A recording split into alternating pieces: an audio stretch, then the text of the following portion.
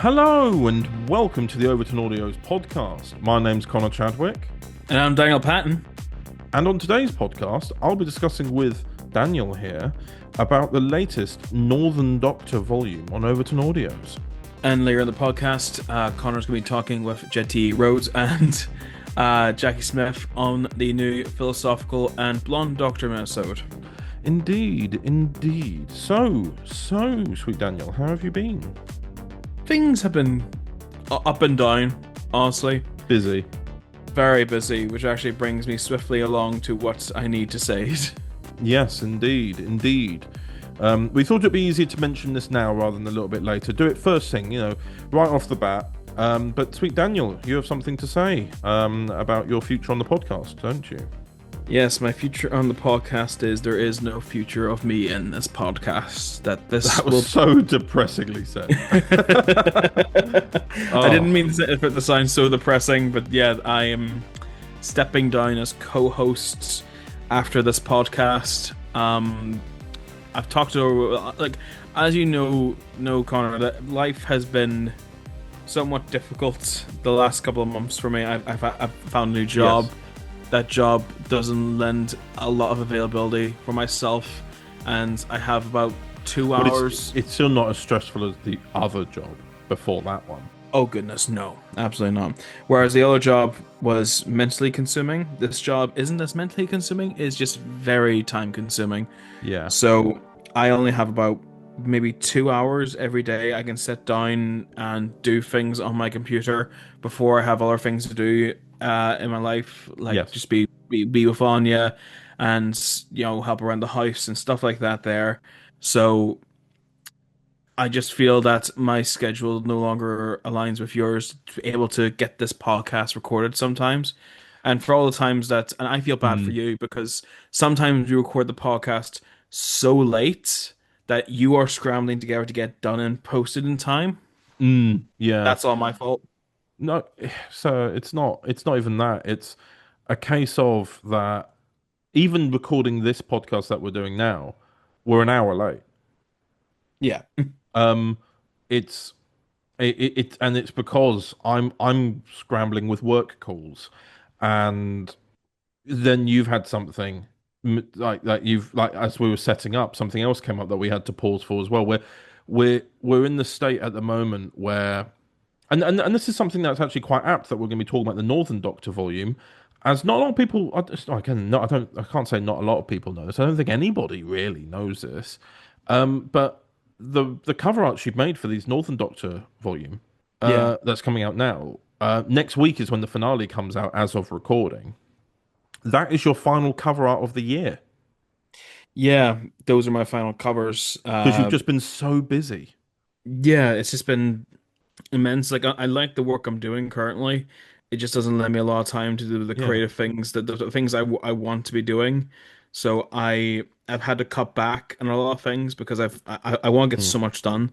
Well, Like in a way, it had already been happening because you went from making every single cover art to then doing some, and it was starting to scale back anyway. But it's just got to a point now where you'll do them where you can, but the production running of Overton Audios never stops.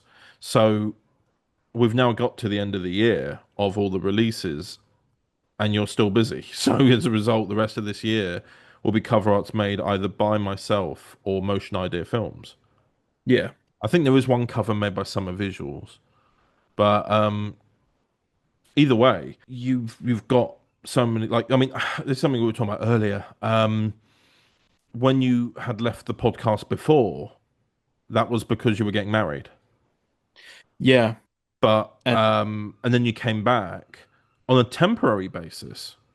yeah, that's the thing we don't really talk about. My return initially was going to be a temporary basis thing. I was only meant, I think we agreed maybe 3 or 5 podcasts, but we just Yeah. got carried away. I think we got back in the swing of it. I think. Well, yeah. The 60th had happened, and then and there were so many other things happening, like the fractured timeline, and Mm. um, that we just kind of got set back into the old days again. And of course, the special 5-year podcast has just come out, which I'm very glad that you were there for.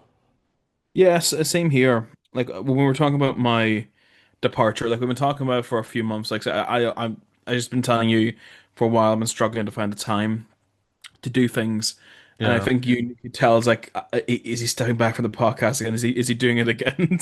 Well, yeah, because we try and organize a day to record, and for the past couple of months, things have just got in the way. Not to stop us from recording, but that have delayed us from starting recording. And those delays, and today's delay was one of our largest delays. Yeah, it was, and the thing that sort of kept us back a little bit was just because we make a schedule where we'd schedule in when we're going to record this podcast, and but then the day would come and both of us would forget. Yeah. Oh Like I God, yeah, missed you, yeah, I missed you today. I yeah, missed I you forgot as today. well. Yeah, Yeah, and but usually it's typically I forget, but this is the first time because like I knew this was my last podcast, so I want to be apt and ready for it. I messaged you, and I think what were you doing? yeah. I think I was in the bath. You were in the bath. Well, no, that's the thing. I found myself with like in the middle of today because it's a Wednesday when we're recording. Um, I found myself with about an hour or two where I knew I wasn't going to be contacted by work, so I decided to go and have a lie down and have a bath. I decided to relax, and then and I'd completely forgotten Sorry. about the podcast. No, because I had said yes, that we'd do it. I'd completely it was my fault for not planning myself. Um, so it's not your fault at all, my friend. It's just that's what I mean. We're both so busy already, and then it's getting to a bit of a time crunch because as we're recording this, it's about a week until the podcast comes out. But I'll see if I can try and get it edited in time. We'll see, but Yeah. it should be able to be fine. But ugh, I can just imagine um, this picturesque scene of you in the bath, just relaxing, like so, like elegant music playing in the background. You take a nice deep breath, and then I get a message from me, like, ah, God. yeah, But yeah, it's sad that's out apart from the podcast, but I feel that at this point, I'm very glad I was here for the 5 year anniversary. The fact we've seen this podcast for 5 years, even though I was absent for one of them, I'm very proud of it. yeah. Yeah, I think in total you were absent from the podcast for about 8 months at one point. Yeah. So but the thing is, you were only absent as a host. Yeah, You, I came in as a guest every so often. yeah, you came like literally, you left the podcast at podcast 30, I think. And then in podcast 31, you were there as a guest. And then in podcast 32, you were there as a guest. Then I think there was about three podcasts after where you went in it, and then you were back again talking about fractured timeline. Like you're not going to be gone from the podcast whenever the fractured timeline finale comes out. Oh, I'll be back discussing that Oh definitely because yeah, a you're a hundred big part percent. Yeah. because you're in that, so I feel like that's the apt time we can discuss like things about that finale that Mm, we've been talking about for years. yeah, exactly. Like that's it. Like you're not leaving the podcast permanently. You're just not going to be hosting. Yeah, exactly. So it's just that you're. I suppose it's in the same way that people will stop being series regulars, on TV shows and they become more guests. It's just like that. You'll still be present. You'll still be a part of it, sir. You're not Yeah, going. You're not going anywhere. You're just not doing it monthly. exactly, sir. Indeed, indeed.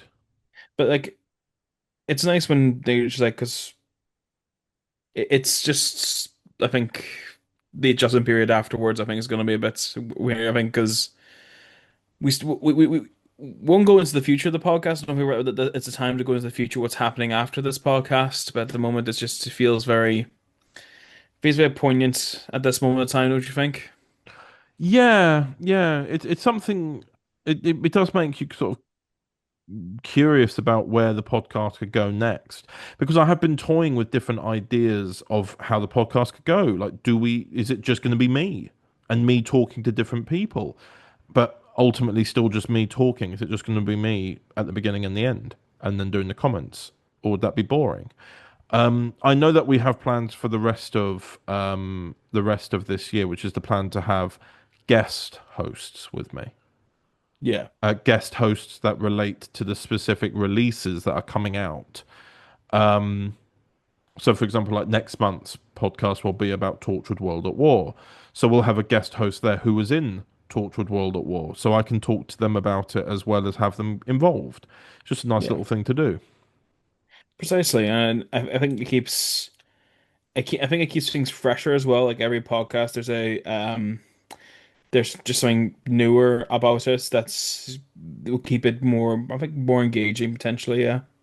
Mm, yeah, 100%. Mm.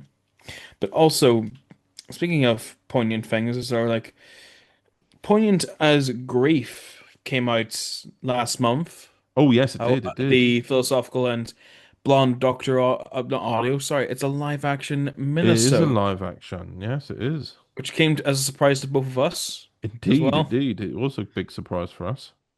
Shall we talk to Jed and Jackie about the creation of it? Yeah, we'll do that later when it's ready for it. Did I skip ahead to something? Yes, that's the last segment of this podcast.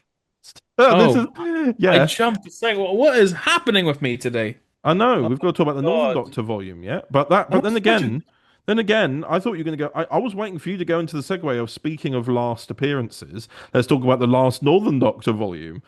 well, But no, there we go. you went Let's into just use you that. went Well, in. there's the segue right Yeah, there. and then but then you went into the grief that we'll feel at you leaving, which of course everyone's in. You know, we're in the five stages at the moment. We're not there yet.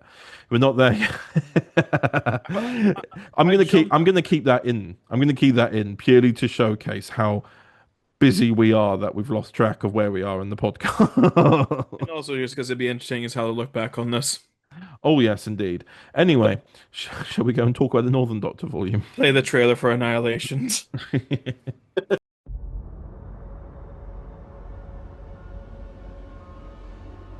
Overton Audios presents.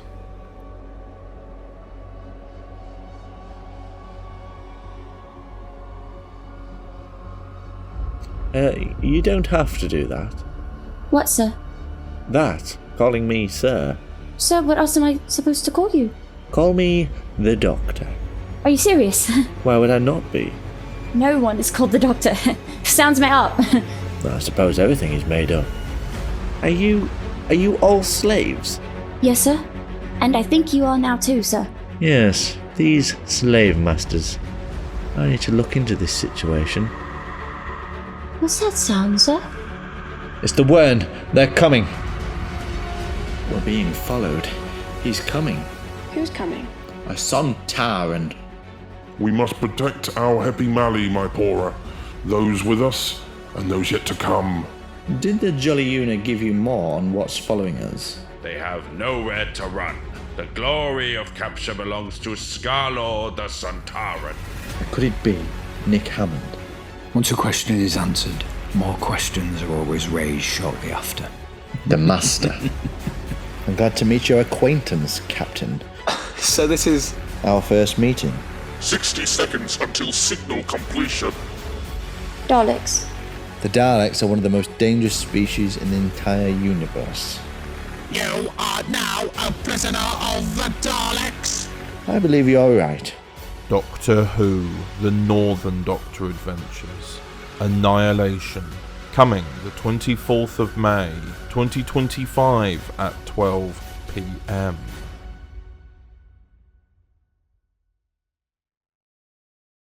And welcome back to the podcast. And I will be talking to Sweet Daniel here about the latest Northern Doctor volume, Annihilation.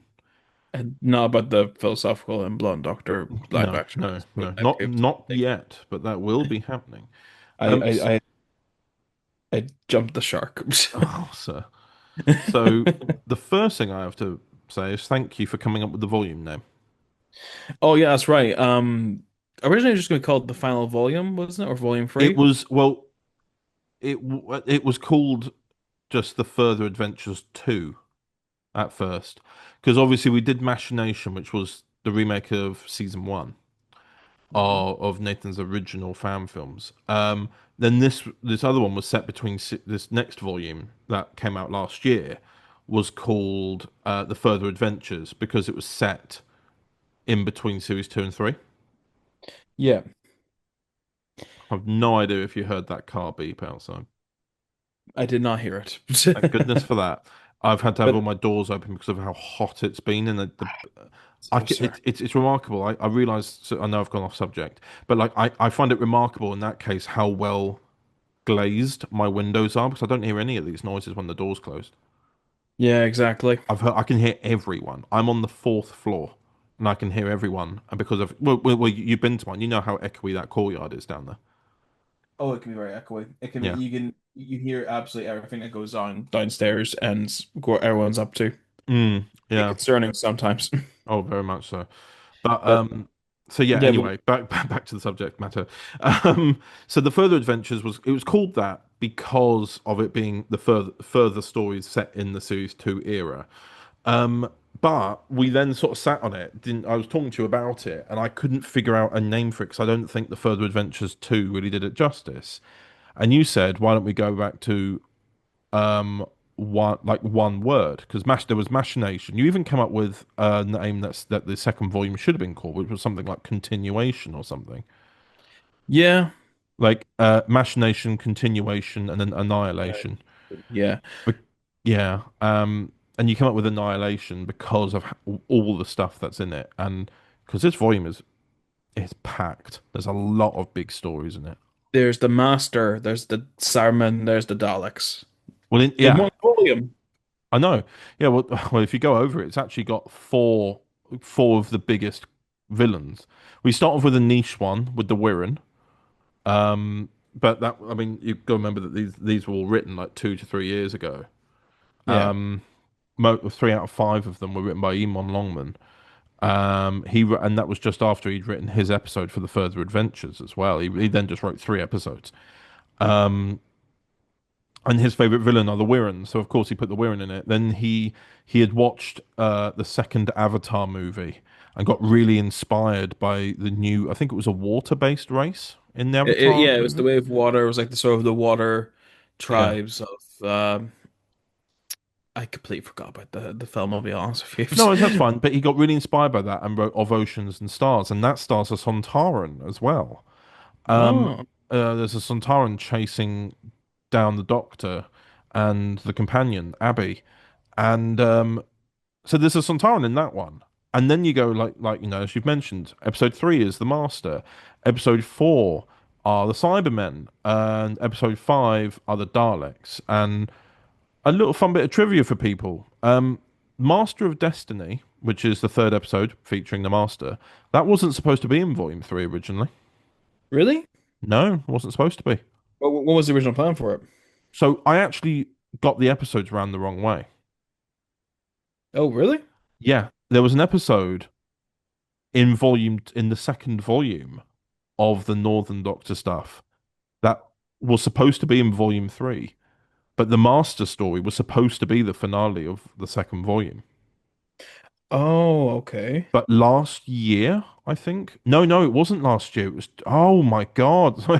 In the 2020, in the 2020, because there's a gathering that the people of TT Productions do every year called the TT Getaway. Yep. It was at the 2023 TT Getaway that I asked Ian Harris to write the episode called Closer that came out, and that was the volume 2 finale. But I'd given him the wrong brief. Oh, okay. That was supposed to be in volume 3 with Abby, but I'd accidentally given him the companions of the second volume, volume 2. So I'd given him Lee and Nikki to write about, and I got the script and went, "Oh, brilliant."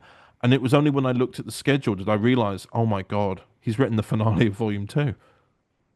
But Oh no. because it was meant to be Lee, it was originally meant to be Lee and Nikki, who are the Northern Doctor's main companions, meeting the Master before he became the Northern Doctor's first companion. It was meant to be a really big crossover of those eras. It was meant to be. So that was a complete mistake on my part. The finale of Volume 2 was supposed to be The Lee Abbey as the Master returning. oh Yeah, I know. And then I thought to myself, well, we already have. I thought to myself, well, Volume 3 is meant to be a massive volume as it is anyway. I am curious to see what it would have been like with the role swaps. Like if I'd given the right brief, what would the episode have been like to only star Abby and not Lee and Nikki Boyce? Yeah, Um, that was interesting, but yeah. Um, but at the same time, this volume is now like it's almost like an amazing final send off, you know? And in a way, I think it works a bit better that I know it's easy for me to say when it was a mistake, but upon reflection, knowing that this is all the stories that lead up to Nathan's final series that he made as for the Northern Doctor, yeah, which is of course the main villain of the fourth and final series he did, is the Master. And yeah, it's the Master who regenerated from this previous Master who appears here. And he never got to meet Lee Abbott's version of the Master because obviously he was under the impression he was Nick Hammond the whole time. He'd had his memory wiped. yeah. And only when he got hurt and began regenerating did his memory start to come back and he realized who he was before regenerating into the Master as played by Callum Baird. So having it be between series 3 and 4 after Lee and Nikki have died, which of course for those who haven't listened or watched to the main series, you should. It made sense to an extent that in that case that the Master doesn't meet them until that series. It made more Yeah, sense. it definitely made a lot more sense, and I think as well, it was like it's always something that's why I feel like I think as soon as we had Lee cast as Nick, that we thought we need to hear him as the Master. Oh yeah, I asked him. He actually recorded his lines December 2023. Oh, okay, so quite some time ago then. Well, for me, I didn't want to recast, so I had to write the episode really early. Oh, okay, so So this was I a case. wrote it. Yeah, I wrote it so that he could record it, and then upon him recording, I knew that the episode was going to get done. That's good then. So the main recording for this volume began at the beginning of last year. Oh, really? Okay, then. So, Yeah, because Emon had written the scripts in the summer of 2023. Because he just yeah. went, he'd just written for the Northern Doctor Volume 2, which came out, yeah, which actually came out in January of 2024, I think, or February, or both. And so he'd written it all back to back. So he'd written 3 out of 5 episodes of the third volume. So it was only up to me to write 2. And I had barely written for the Northern Doctor at all. I think because of how it was done, Machination came out, and it was, even though I'm credited as the co-writer for all of them, all I really did was script edit and add little things that would make sense in continuity. The main And story concepts and the originals, I was still watching the original episodes and transcribing them. yeah, for audio because obviously visual. These were Yeah. visual scripts Oh initially, yes, and then but I had definitely learnt from the Young Doctor Chronicles that you don't just keep the original script unedited. yeah, So I transcribed it, left it a couple of days to sit in my head, then went back to it to script edit. But ultimately, I don't really feel like I'd written them because I was basing them off of old concepts and not my own, you know? I think Frozen Orbit was the only one I felt like I'd written because it was based off of the unreleased episode, the unreleased finale of Series 1, the original Series 1 from 2010, where half of it was available and the other half wasn't. So I had to yeah, write the remaining half. But again, it's based on a concept that wasn't my own. yeah. It So was, yeah, it didn't really feel I'm so real. sorry for that. Oh, But yeah, so it's always been an interesting journey with Northern Doctor with Overton Audios because there's always been initially it was just to remake the first series into audio to sort of make it fit better, mm, not just the continuity of Nathan's whole series, but also just what was no, it wasn't. I was trying to think. Was it when we? This is before we started Prism, so it was like when we were just to fit into the universe that we were yeah. currently So in. this is what's strange as well. I'd been planning to remake Northern Doctor Series 1 since the end of 2019. God. but it just took so long to get round to it. I'd script edited 4 out of 5 episodes in 2019, and then COVID happened. Again, we can't make a single Overton Audios podcast without mentioning it. It's just a curse. Got made. This podcast got made because of COVID. We gotta mention it. But anyway, Yep. Nathan appeared in Transcendence, and he started to appear on the channel more. But things just kept getting in the way. I was like, I was trying to make trying to make it, but I was also trying to do Cravat. I was trying to get other things out, Crimson Hunter, Time Traveler, all those things, and it just didn't have. I fit it in at the beginning of 2022, and then with Volume 2, we didn't get round to making it until the middle of 2023. So it was a messy one. But Nathan has been very patient. He got all of his stuff recorded by March last year and has now just entered full retirement mode. He's just taking it easy in Fiji or something like that right now. Oh, if only. If, No, if only. he's focusing on his career in the industry, the television industry. He's been posting, I've seen online, some of the stuff he's been in recently, and well, not been in, but he's not acting, but some of the stuff he's been working on as crew. Yeah. And he's been very patient with how these scripts have come through and being able to find the time. It's taken him a while to find that time, but nonetheless, I'm very grateful to him for finding it. But he's glad now to have done these extra stories because obviously he was always limited by what you can do in fan films, Yeah. and now he's been able to go out and do things like now his final story on Overton Audios, or should I say his final solo story on Overton Audios, because you never know, he might appear in a Never know. multi-doctor somewhere. I don't know. Um, that that now is the big Dalek story, and his doctor never fought Daleks. Not really. Yeah, Daleks had cameos, but but he never had never had never. a full-on Dalek story. No, exactly. I mean, that's the thing. When it comes to the whole writing of it as well, the second volume, I didn't write anything. Nathan wrote the first. He wrote a first episode for it, completely him. Yeah. Oh, really? Oh, yeah, yeah, Yeah, he did. yeah, and then we had Eamon write his episode. We then had J.R. Mortimer, who wrote one of the stories for the original series one of Northern Doctor 15 years prior. He came back to write a story. Damn. That was fantastic. It was kind of like getting the old fan film crew back together again, you know? It was really nice. It was just and then Aidan wrote a Cyberman story.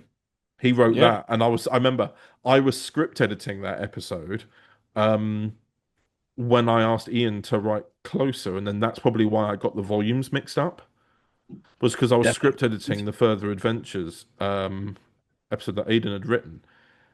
And then, of course, the finale is written by Ian anyway. So I didn't write any of it. So this volume here was the only episodes that are fully penned by me, which are Master of Destiny and Signal of the Cybermen. Right. Um, Um, yeah. but yeah, that's still like, yeah, it's just, It was very interesting trying to cast because I was struggling to find someone to cast as the companion, and I yeah, was for going Abby. to, yeah, for Abby, yeah, and I thought to myself, who haven't I cast in a while? And I ended up on Joe Edding's name. Yeah, The like, last thing she was in was Devlin, and that was 2 years prior. yeah. And she was Uh, also in a Irish Doctor Audio and Yes, Dark she was in Volume. Constant. She was in Constance and Woe, and I think she was also in some Sherlock Holmes stuff, like Yeah, the so she's Red always been Circle. Yeah. in and out of some of the productions. She never had like, besides obviously taking Devlin, she's not had a prominent starring role in something. No, no. So I thought it would be nice to have her involved again. Um, so she played Abby, and very well, I might say. Oh yeah. Um, and we had a story about. It was nice to have a story set in like an underground, like a very typical quarry underground setting, very classic Who. Yeah, Um, 100%. Yeah. yeah, and then we had an episode that was so grand in scale on a water planet. Like every episode feels like it's been pushing the locations out a bit, you know? You have an underground tunnel network, then you have a water planet, then you have London in 2005, then you have London in 2018, um, and then you have a whole other planet with Yeah. temporal explosions off into the realm of possibility. Um, but obviously Daleks and Cybermen and all that, it's a massive thing. I think it was really nice to do those big stories, but Lee Abbey as the Master, I've heard so far nothing but like ecstatic feedback. He's been a master that I feel like has been like always been building up towards. And Yeah. I want more. I really hope there's opportunity in the future to do more, but at the same time, what else could you do? Well, I got a message from him about 3 days ago. What timing? Of course you did. Yes, because he's on tour at the moment. Okay. He's not on tour doing music; it's acting, going from place to place doing shows. Okay. And I he'd only just listened to the episode, thought it was fantastic, and went, "Please find me more to do." Okay. And I already had something planned for his master anyway, which I'll tell you about later. Oh, okay. I'm really excited to hear this now. Yeah, it's been. I remember you telling me like initially because like I think it's like since we knew that Nathan was interested in doing more. I was so curious what these next three volumes were going to be. I'm so happy we now have like more importantly we have a Dalek story of him. We have his previous master explored now, and we Yeah. have a variety of as well Cyberman stories as well from. And of course, we can't forget this. The canonically first time that the Doctor meets Fraser Ward. Yes. He meets him and has no idea who he is. That was a That really fun one because I got to chat to James Sutton about it a little bit, going as like not like just asking him like, is there any particular moment you'd like, how would you like Fraser to react? Because obviously for Fraser, his first meeting, at least in Prism Universe, the first Doctor he met was Cravat. Yeah, exactly. And now it's we were song moment. This is the first time, and now like I need to listen to it properly. But it's always interesting when you have these characters who are like it feels like the phrase and Doctor have always known each other. This is a really Yeah. weird turn of events, and it's when I listened to the trailer, I was like, "Yep, this is the first time we met." It's really cool. Well, this is the thing that me and Sutton talked about when it came to the continuity of Fraser.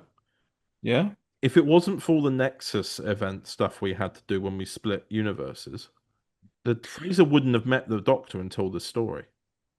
that's true. Yeah, For example, Cravat and him only meet because of the Nexus event. And in 2015, I think it's in the year 2015, which is when Torchwood Nexus comes out. That's when he calls the Doctor and arrives. And then he's in the Prism 60th, which is the conclusion of the Nexus saga. So he only ever meets the Doctor at those points because of the Nexus. After that, he doesn't meet a Doctor again until Northern. yeah, that's true. So canonically, he was always actually meant to meet Northern first.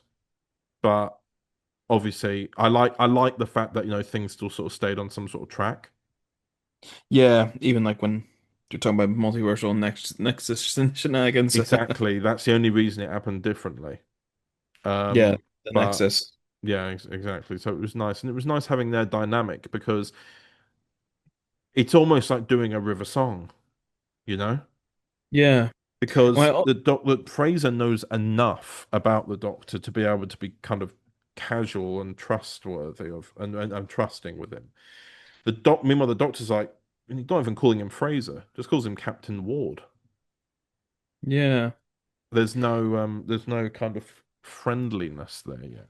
It's all formal because like yeah, because they haven't found that accord yet. They don't have that friendship yet. They don't have that history yet. Yeah, exactly. Yeah. And that's what I like about it. As well as that, what I like as well is that even though the Nexus event was all leading towards the 60th anniversary, I still like the fact that it's still being brought up. I like that it's still having these effects to other stories even years later. Mm. And that's the That other is just thing as well. Um, Henry Woodman is in this Northern Doctor story as well, and obviously, Lewis Wilhouse, who plays Henry Woodman, also played the news reporter in Nathan's series, who we've named as Harry Woodman. Henry, who is the because obviously Henry Woodman is a doppelganger multiverse variant from, well, a variant from another universe, from Dimension Two. yeah, So exactly. so the news reporter version of him is the original Prism version of him, and he, Exactly. and that gets referenced. The Northern Doctor's like, I recognise you off the telly because Lewis's Harry Woodman, as he's called, was the one to deliver the news that Lee and Nikki had died. Of course, it'd be Lewis Yeah, face. yeah. So as a result, there's a nice little callback to that. But we also reference the Harry Woodman and the Henry and the Henry Woodman's continuity that we first did back in 2018. Oh God, yeah, I remember there was that story where you did in series one. That was Yeah, two. parallelity. It's where they land on Earth, and then Henry steps out and meets his in-universe doppelganger. He's like, "Oh, oh, this universe's version of me," and then he sadly gets hurt by a Cinta and has to depart and dies. That's not a spoiler, but it's Because there nice to can have only those. be one. Yeah, but the thing is, the response from some of the fans has been really interesting because they've seen it going, hang on, that's a reference to a plot line you did 7 years ago. And I'm like, uh-huh.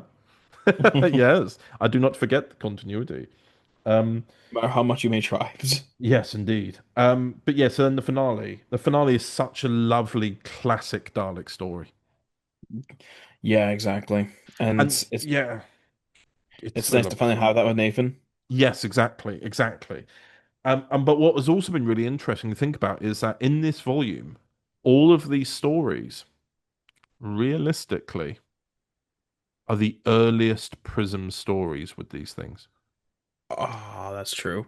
Well, Like the you have the first cyber with Master. the Cybermen, not so much. Every Northern volume has had a Cyberman. There was the Cyber Shades in season one. Then there was the broken down Cybermen in volume two, and now we have them as a full empire now.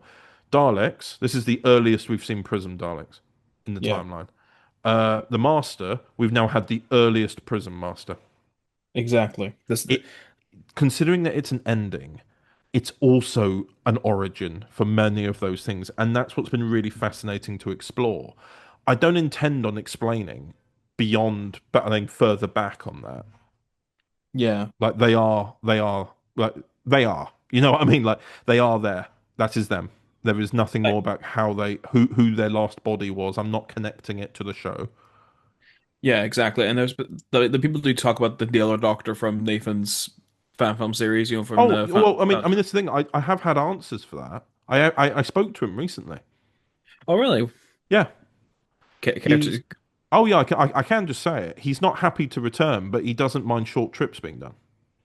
Oh, okay, so there is potential for that as like earliest. Well, this is something I've been thinking about. Going, I wonder what we can do with that. He's happy for the short trips to be made, but he just doesn't want to reprise the role. He's just he's happy for his image to be used and all that. Oh, okay, fair Yeah, enough. but that's so far out of our realm at the moment. Like I know people have asked about the other Doctor, and it's so we've never paid reference to him. Yeah, Um, I feel like it's because it's been in limbo. I have chatted with him a couple of times. His name's Ryan Thompson. I have chatted to him a couple of times about it, and he's never been quite on board with it. It was only really recently that I asked, "Look, you don't have to, you just have to record lines. Are you happy to do something?" And he's just not there, which is yeah, fine, no, which is absolutely fine. that's fair. I mean, people move on from these things. We don't because we breathe and live this. Yeah, oh yeah, This has consumed our lives to a potentially unhealthy degree. So yeah, we can't judge those who have decided to pull back a little bit. yeah, exactly, exactly. Um, I just hope that in some way, shape, or form he may appear somehow, you know? Yeah, at least that incarnation. Yeah, exactly. Hopefully one day, we'll see. Maybe. But yeah, so yeah, I think that's everything I can say about the Northern Doctor volume. I can only, obviously, as I always do, I thank Nathan tremendously for the time given to this. He finished recording. He wanted to finish recording initially in 2023, so it would be 15 years. Exactly, yeah. But we sadly overran until March, but March 2024. But nonetheless, so grateful for him saying yes because he initially came back in the form of cameos and fun little things, and for him to remake his first series, and then the original plan was to remake every series as audios. Was that the initial plan for the three or four volumes is to Yeah, remake it all was to remake them all as this of continuities version of them. Oh, okay. And then he just asked, could the live action ones still fit in? And I said, yes, of course it could. And he went, well, can we just do something new then? Which is absolutely fine. And Yeah. I'm glad we did. We got a lot more extra to his era now, which has been really nice to explore. Yeah, like the Further Adventures and Annihilation are good Yeah. are good add-ons to that era. Oh, 100%. Yeah. Yeah. And it's just good to have more of him, you know? Oh, yes, 100%. 100%. So, yes, anyway, shall we return to the podcast, sir? Indeed, we shall. Back to Indeed. us in the studio. And welcome back to the podcast. And myself and Sweet Daniel are still here.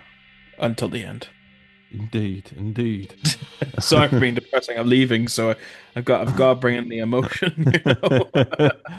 Indeed. So, we're going to do some comments reading now, and we're going to be reading from Mastermind Volume 3, the long-awaited Mastermind Volume 3, dare I add. More so Oh, for you than anyone else, to be honest, because this volume has we said abundant at this point. That this volume has been sitting waiting to be released for some time. about 2 years. Exactly. Indeed, indeed. So, I will begin with episode 1, which is called The Year Without the Doctor. We have a comment here from Martin Foot 8224 who says, "Such an evil laugh." And John, it took John a little while, but he really got that laugh down. It's eerie that laugh. It is, I have yeah. I have nightmares about that laugh. Oh yes. And then we have a comment here from Dr. Reddy Vivas, otherwise known as Michael Cox, who says, intriguing. Two quite different halves to this story, but I look forward to hearing how they all fit together in the following episodes. In the first half, we see John's master enjoying his masquerade, and in the second, Devlin is understandably miffed with his predicament. Julia would seem to be the link, but how? Well, only time will tell. Great performances from all of the cast. Thank you very much, Michael. Your comments are always appreciated. And then we have a Love your comment from. love them. Sorry, sir, carry on. Just we do love Michael's comments. Oh, we do, very much so. And then we have a comment from Just MMS who says, "Well, well, well, here we go again. I don't know what it was about this one that not only brought me back to the young days of 2018, but also to 2023 when the last volume of Mastermind was released. It was so warm and nostalgic, which is sadly something I think we need more of these days. Anyway, always lovely to hear Jono as the master. He does well, but also to see the players in this match of character chess with Colonel Stevenson, Carly, the Rebirth team, I do love that name, and Amber. I think that the only person who kind of felt out of place was Devlin, just because we've been so far removed from the character since he last appeared. But I do hope he isn't just a cameo and that he'll be involved in this volume in the future. Good stuff all around. I cannot wait for the next one. Also, I am sad to see that not many people heard this one due to it being scheduled hours after the new Doctor Who series. Oh well, the next episode will be out on Easter Saturday, so hopefully it does better." Indeed, Indeed. and that's something that you and I have talked about before regarding Devlin. This is the first volume of which Devlin has been in for about 3 years. At the same time, this is recorded way before. I think this was recorded before the Devon volume was even recorded. Yeah, it was always going to be a risk. Yeah. Indeed. So the next comment is from Yuan the Blue, who says, Interesting cast this time round. Looking forward to seeing the Master at work again. Indeed, indeed, indeed, indeed. Yeah, so that's all the comments for episode one. So for episode two, um, Double Down by Eamon Longman. Indeed.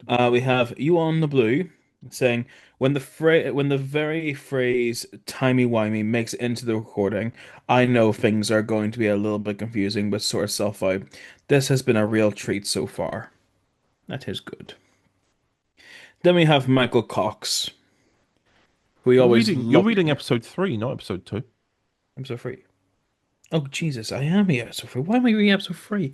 I am so sorry. Well, my mind has been other places. Oh, it's always the same three people anyway as well. Yeah, it is. We love it. Indeed. Consistency, and we love it. Hmm. You are on the blue. I had to pause in amusement at as Devlin Kaja caused a literal scene just to draw the attention they needed from Torchwood. So very him. It is so very Devlin. And Mm. then to be very surprised after, what did he expect? I don't know. What did he expect? No, it's very Oh, strange. Devlin. Hmm.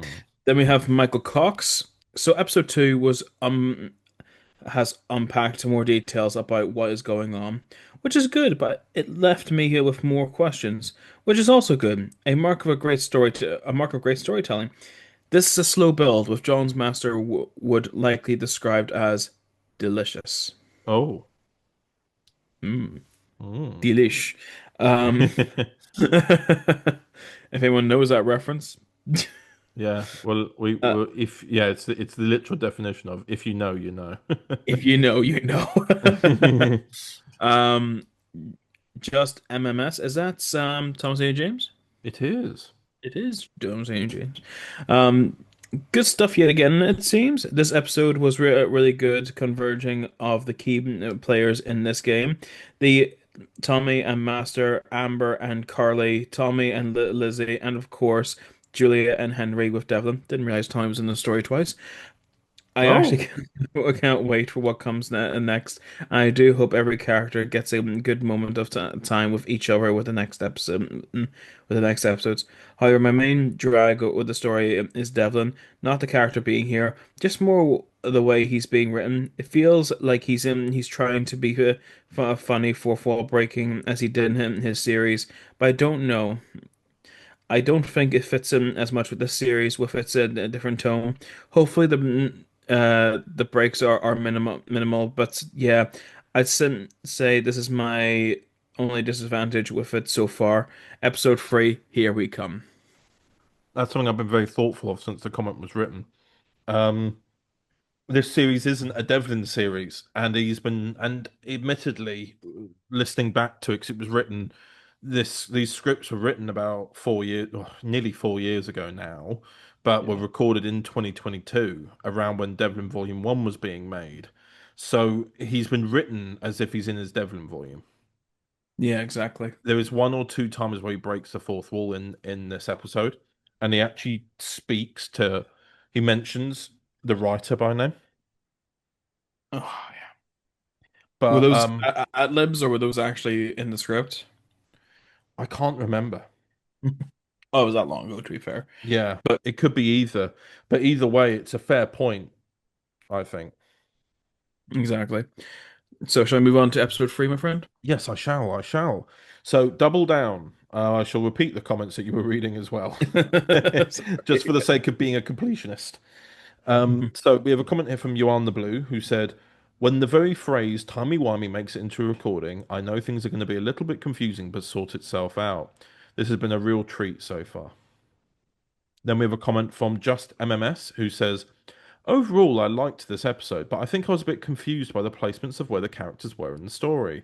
I'm not going to lie, I couldn't actually figure out where a couple of the characters actually were. Fortunately, that's my only gripe this time round, as I can tell things are definitely moving forward to an interesting finale. See, that's another thing as well, which is because there are doubles of the characters. So there's Yeah. Devlin and Julia from the future, and Devlin and Julia from the present, and they're doing separate things. Yeah, that could be difficult with the just with being audio based. Oh, 100%. And it's not like they're old like if there were very different versions of themselves, we could do something to make them sound a bit different. But they're not. They're But they're they're not. They're literally a relatively. few out. Yes, in some cases they're just like a few, but sometimes they're a few hours apart or a year apart. Yeah. So it's a difficult one. So the next comment and the final comment on this episode was from Dr. Rudy Vivas, otherwise known as Michael Cox, who said, "The strength of this episode is John's masterful performance. He really inhabits his character. The revelation of the Master's plan shows the scope of his ambition, and then the tension really begins to build when it seems highly unlikely that the Doctor is ever going to appear at some point to stop him. I think I understand just MMS/Thomas's point about the confusion on character placement. I indeed had some confusion myself. However, when things are timey-wimey, I suppose one must allow for a certain amount of that, until the strands of the story come together in plot resolution in the finale. Admittedly, during the previous episode, I was wondering whether this would have worked better as a live action piece, because it is more challenging when one is relying solely on audio to know which version of the same character is which. However, I am still enjoying this volume, which, after all, is the whole point." Mm. That's a fair comment as well. You're having to rely on audio, and there are some multiple versions of one character. Exactly. Yeah. Moving on to episode 4. Yes, indeed, indeed. Only time remains. We have on the blue. What a conclusion and wrap up. Answering some questions while leaving others alone, all the while trying tying prior lines in the end, in at the end from other recordings. What a ride! Oh, lovely. And we have Michael Cox saying. My confusion did continue into this episode, but I'm pleased to say that this was it was overshadowed by my enjoyment of some great character interactions. As always, the acting is superb. I liked various aspects of the plot resolution, but I am left wondering whether the Black and White Guardian would actually have ever agreed on something. They never will. They never will. What's the No, point of them? that's They're the in, whole point. yeah, they are Exactly. they are trying to find their version of balance isn't balance. It's heavy on one side or the other. They've got to allow for both to coexist in order for there to be a balance. There can't be more of the other, and they'll never agree on that. No, That's exactly. my view. But that will be explored in Mastermind Volume 4. Very nice. Um, but yeah, again, I think Mastermind Volume 3, I still have a soft spot for it.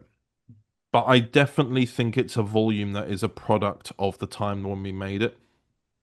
Yeah, like things have changed so much since it was originally made. Our quality of storytelling has changed so much too, and that's something that has been not it's not been nasty in the way it's been said. I think that's fair. It's such a timey-wimey story that I won't lie, to an extent part of me was getting confused sometimes. Like you've really got to pay attention to it, and sometimes people just want to put an audio on and listen in the background. Yeah, exactly. And I think that's If it is going to get complex, it shouldn't be so complex that you're having to really figure out who's talking. that's the main thing. I feel especially when it comes to audio is that you're reliant so much on the performances and like the way things are being said.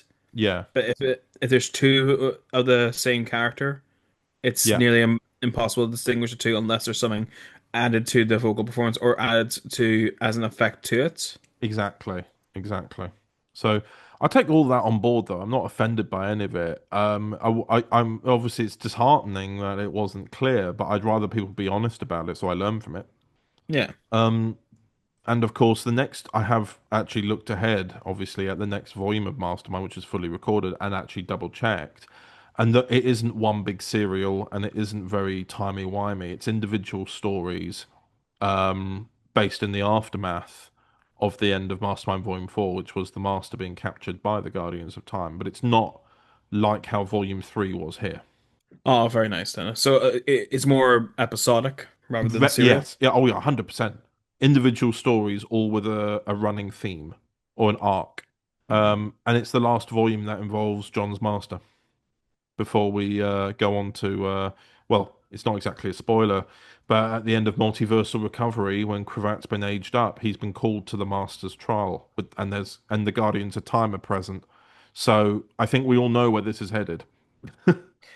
Yeah. A Mastermind Volume 4 will connect with that point. It will show you the Master's perspective of how he ended up face to face with the Cravat Doctor. Yeah. That's all part of the fun. Indeed, indeed. Indeed. We're building things up towards that, yeah. Speaking of things coming together and maybe making a sort of sense or having a running theme, as you mentioned earlier, poignant Yeah. as grief. I'm not sure what we could play for the transition for this because it is very much A live action. a I'll play the part where they speak. yeah. And I think they only have one or two lines each. Exactly. Which is So, very nice. yes, exactly. So I'll play that at least, just so somebody has, so that some people have some nice references towards it. Right Indeed, then, sir. shall we ever listen to that segment? Yes, please, sir. Play away.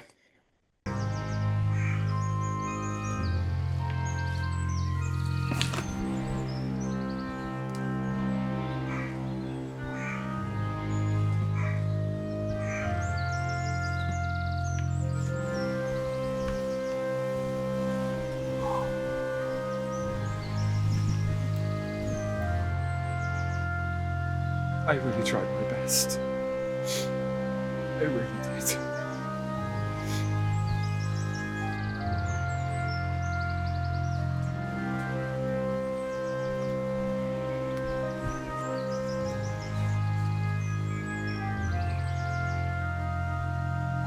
And welcome back to the podcast. And I'm joined here by Jacki Smith and Jed T.E. Rhodes. Hello. Hi! Good afternoon. Hi.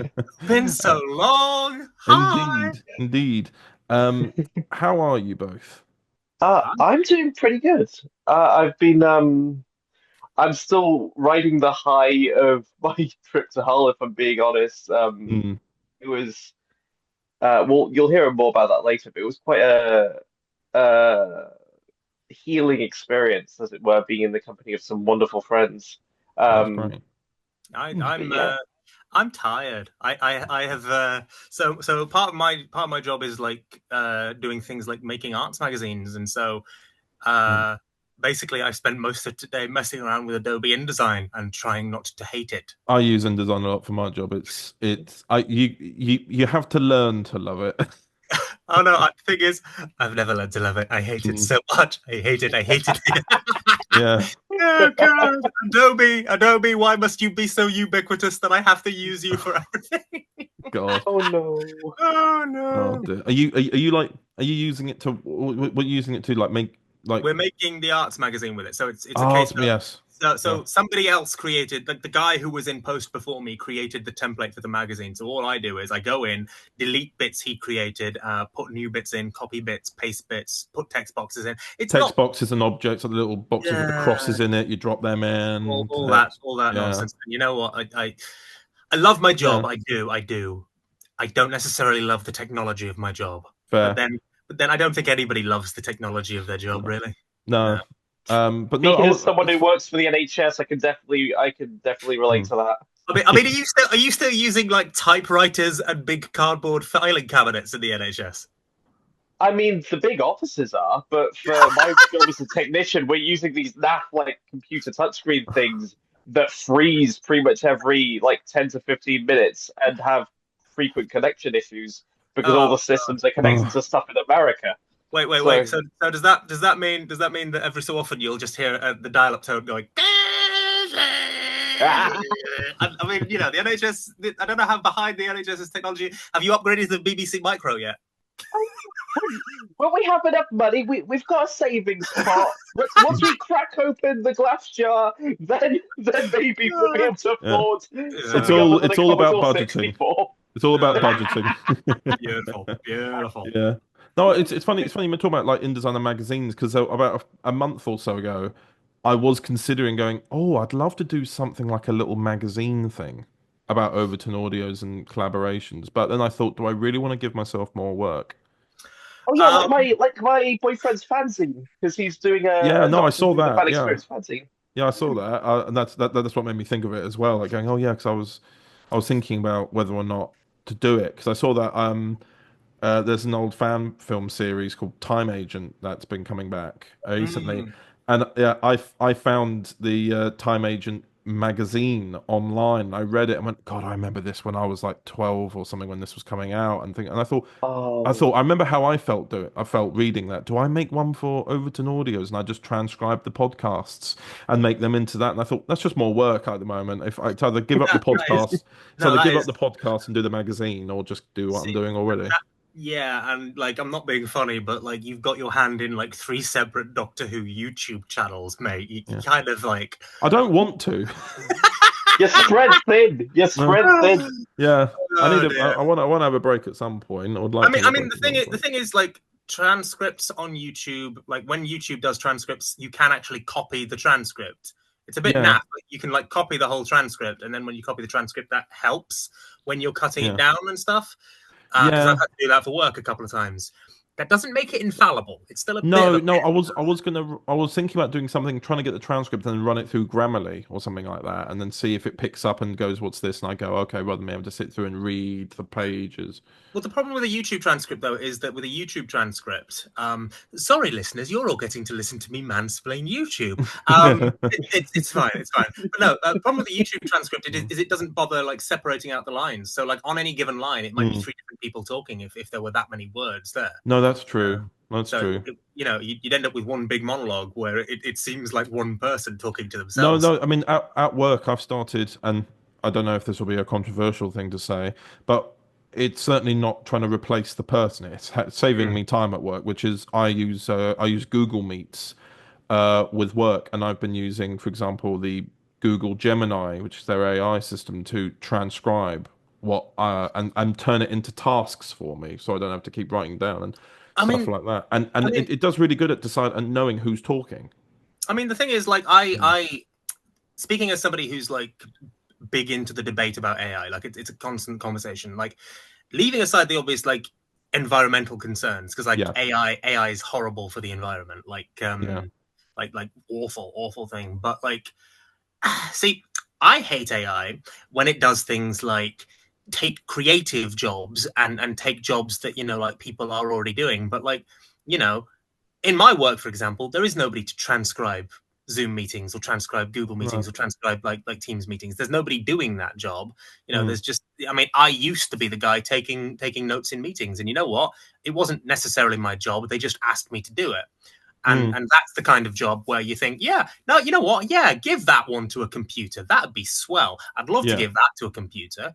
I don't want to give it the job of like writing the next great American novel, because it would be or making cover arts. Or making cover arts, like or making scripts. But no,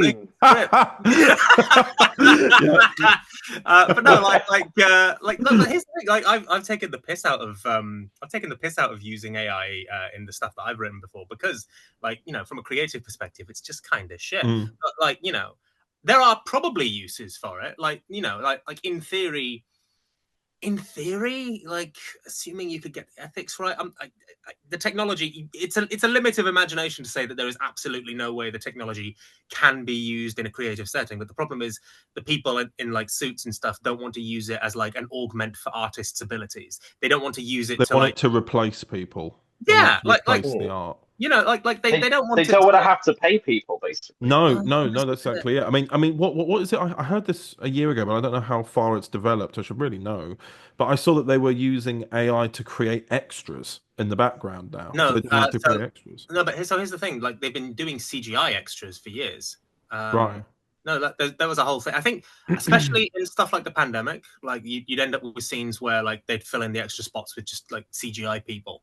But like AI being used to fill that stuff, like you look at AI video now, and it's like, I don't know, if you don't pay attention, if you squint real hard. Well, I always use it when comparing. Well, I say when I use it, as in when I use the comparison of how far it's evolved. That video of Will Smith eating spaghetti.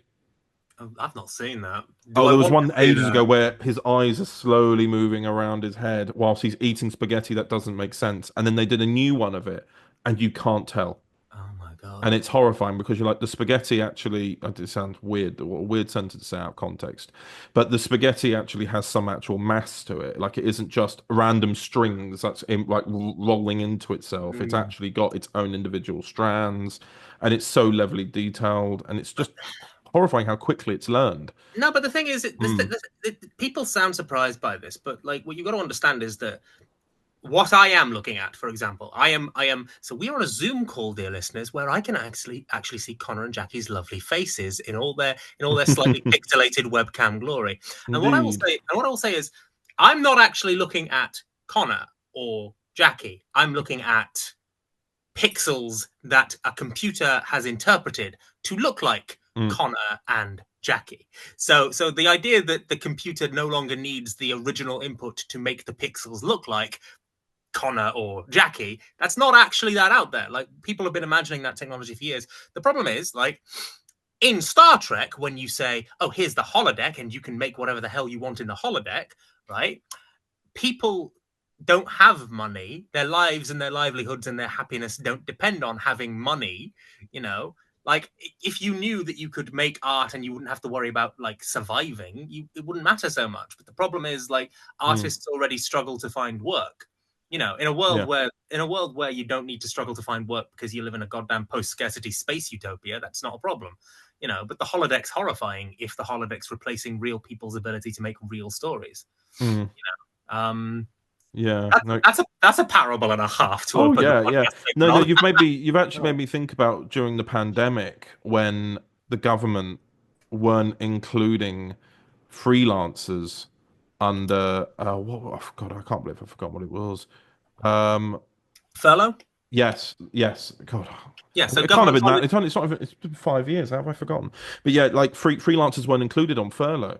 No. And the most of them are people who work in the industry, like the film industry, animation, the entertainment industry is probably the better word. Yeah. And they weren't supported at all. And you know, I remember seeing so many things of the Tories saying that they were going to cut funding to the arts because it's never truly been respected.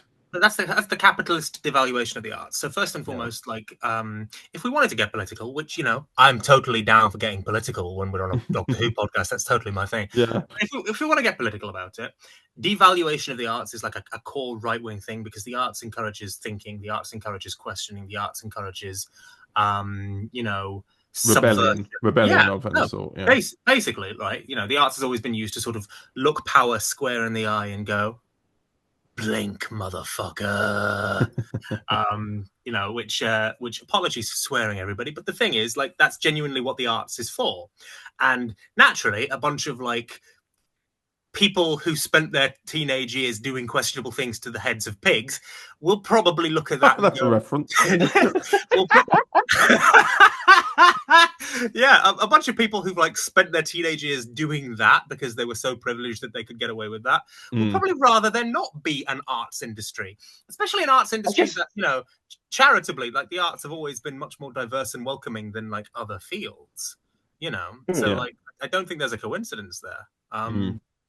But so the first chance they get to devalue it, the first chance they get to be like, now we can make all those liberal scum get real jobs. It was like those. I don't know if this was during the 2020s, like during the pandemic, if people still even remember that. Feels like ages ago. It was 5 years ago, practically. This, yeah, like, it last is. month. It is. It was 23rd of March was when the first lockdown got announced.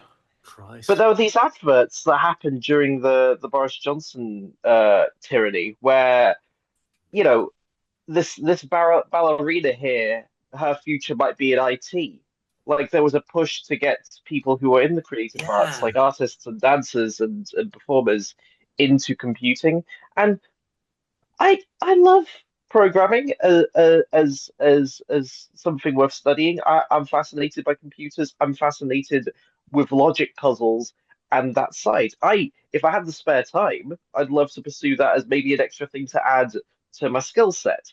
But I wouldn't want to give up voice acting or writing for it. I wouldn't want to give up the things that make me actually happy and seem to make other people happy inexplicably, just so I can put more money in my boss's pocket. Because that's ultimately what it is. you get less people on the stage and more people in cubicles to feed the fat cats. Ugh. Yeah. But the thing is, as well, like I looked at that and I was like, I'm spending the entire pandemic like making more art and music than I have in years. Like my first big editing pushes happened during the pandemic. So like the pandemic for me was like, it's weird. I quite enjoyed. It sounds wrong to say it, but like I spent more time with my children than I had in years up until that point. Like I'd gotten into the world of work and I suddenly had no time left with my children. I completely get what you mean. There are horrible things happen during the lockdown and that entire pandemic. Horrible things happened and people suffered. I think it also gave everyone the opportunity to step away from things and actually realize what's in, and it made people really realize how lucky they are to have the people who they love around them. And it's like, I got to spend more time with. Like, I mean, the thing is, I ended up being mentioned as an essential worker in the end because they didn't know what to do about the construction industry. Like for a time, I think the construction industry was shut down for about 6 weeks. So it was around this time 5 years ago that everything reopened, and I still had to go. I still had to go to work, and that was a strange experience being in central London, not being able to smell any petrol, the cleanest air I think I've ever smelt in central London. I was near the West End, and not a single car was on the road, and it was like one or two people on the street, and it was the weirdest, like. So I was technically counted as an essential worker because obviously I work for a charity, so like social work stuff like that. But the thing that was interesting for me was because I was working at home, I didn't go out that much. But when I did go out, I had the same experience. Like Hull obviously is nowhere near as busy as London, even at peak. But like Hull was like so much calmer and emptier and quieter, and I was like, oh, I like this. It's bad that I like this. Like I don't. It's so weird saying things like I liked certain aspects of that experience, but like I got more time. It's a thing where you kind of feel wrong for saying it because the circumstances that led to, the quiet that I enjoyed walking through, the circumstances that led to my children being at home instead of having to get them dressed in uniforms and dragging them to schools, the circumstances that led to those circumstances were awful, and I wouldn't wish them on my worst enemies. But at the same time, I had some of the most positive work experience. Like it was the best time I've ever had at work because I felt so valued and so like I was doing so much cool stuff, and it's never quite, I love my job, but like it's never quite captured the heady time of I was the only person keeping us on the map practically. It was kind of scary, All this is a very long-winded way of saying, hi everybody, we're here to talk about Doctor Who fan stuff. Yes, indeed. Indeed. Oh, I was thinking to myself, I think we've been talking for 20 minutes on like everything else in the world, all these worldly issues. So what about that Donald Trump, eh? So I'll do one of my famous segues. What was born out of the pandemic was this podcast, which is for talking about Overton Audios and other projects. And we record segments for that, like this one. Hey! Hello, everyone. We are here to talk about Doctor Who Poignant as Grief. I was not involved in this production, but I'm interested to hear the story, and I'll leave it to you two to tell the story. Okay, so a very, very long time ago, the universe began. This has been widely criticized, and a lot of people thought it was a very bad movie. Okay, joking aside. Okay. So through a variety of circumstances that I could probably sit here for several hours regaling, Jackie here and a few other people from like various, channels and stuff, friends I've made, came up to the city of Hull to visit me, my partner, my kids, and my friends Matthew and Haley. And they came up to spend time with us and go do fun things like visit the Deep and other fun things. But one of the many things that we'd sort of decided to do was also, apologies, by the way, if you can hear snoring in the background. My mother-in-law is staying over currently. So if you can hear snoring, that's because my mother-in-law is literally over there. It's fine. I can't hear anything personally. Oh, that's probably the mic is quite good. Sorry, that was a tangent, everybody. So people came up to sort of visit and stuff because they are they're our friends and they wanted to come up and say hi, but also because for the last must be more than a year now, I've been working with a few people to create, to create a bunch of things, but chiefly, like, for the purposes of this, people had come up to film segments for something that we call the Black Eye, which is a separate project. I'll talk about that more afterwards, just because that's interesting and I quite liked it. But so Jackie and Jim York had come up to film their segments for the Black Eye story, and then one of the things that happened that was sort of almost a surprise was that George Gydra sort of came up to sort of surprise everybody a little bit. It wasn't expected. He didn't come up. He came up like afterwards and sort of surprised everybody. I'm pretty sure I popped someo's eardrums with like yelling Gydra really loudly. Yeah, yelling. And then running up to like, because I think this was just before we were going to go in the deep. Yeah. And your partner was, had said they had something to do, so we were waiting on Sue. And then I saw Sue, and then I saw this figure stood next, like walking up next to Sue. I was like, wait, I recognize that hair. I recognize that man. I gave my drink to Lucy, my beloved Lucy Smith, who plays Charlie Chalice and also is a phenomenal writer. I love her to bits. I gave my drink to her, and then I bolted like a tweed-clad Sonic the Hedgehog screaming, Gydra! Yeah. Fun fact, that actually happened at the same spot where I met Peter Capaldi, where he was filming in Hull a few years ago. So this was my Capaldi moment. This was my Capaldi moment, just to see you in the train station. Okay. But yeah, so George came up, and obviously with George coming up, we had some live action segments for other things that we had to film for, like Fourth Wall Productions, etc. And also it was just nice to see him. But one of the things that we sort of realized was, because Jackie was in the full Philosophical Doctor ensemble, and because George had brought his Blonde Doctor gear, we had sort of a golden opportunity to do something with the two Doctors, to do something with the characters. Yeah. And we'll get probably more into it as the podcast progresses, but it is very likely that this is the only opportunity that the Philosophical Doctor will ever have to interact with the Prism version of the Blonde Doctor. Yeah. So with that being the case, it seemed a shame to not do something with that. So the actual... we had no plan, we had no script, we had no nothing. We literally just had, these two wonderful people and myself with a camera. And I was basically like, literally the way that it was shot was, I would find a spot in this sort of like abandoned graveyard area that we filmed in. And I What is it with George Gydras and graveyards? I know, right? It's yeah. So we would find particular spots in this graveyard to sort of, for me to point a camera at, and I would basically go, all right, George, walk in sort of that direction.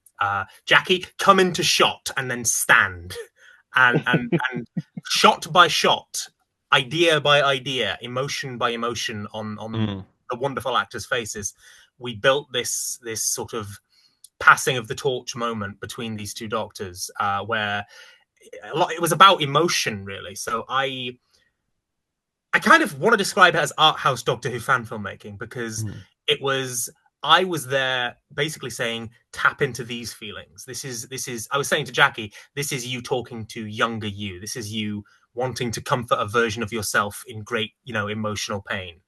Draw upon these feelings. And both the actors did absolutely wonderfully, like drawing upon those feelings to create, this improvised piece. It's why it's listed in the end credits as being devised by myself, Jackie, and George, because it's not written. There's no writing involved. I didn't dictate to people. The only lines that I said I'd like you to say were the exchange of Doctor.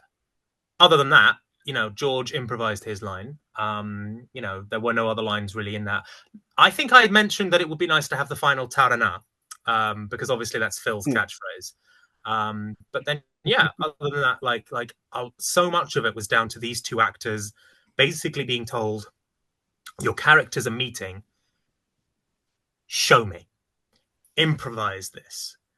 Which I best will in the world. Like, I have loved an awful lot of the fan film output from like Overton and the fan film output from like other channels and stuff, and like the fan audio output. But there's so very few circumstances where medium and circumstance collide to be able to say to your actors, show me these characters in that way.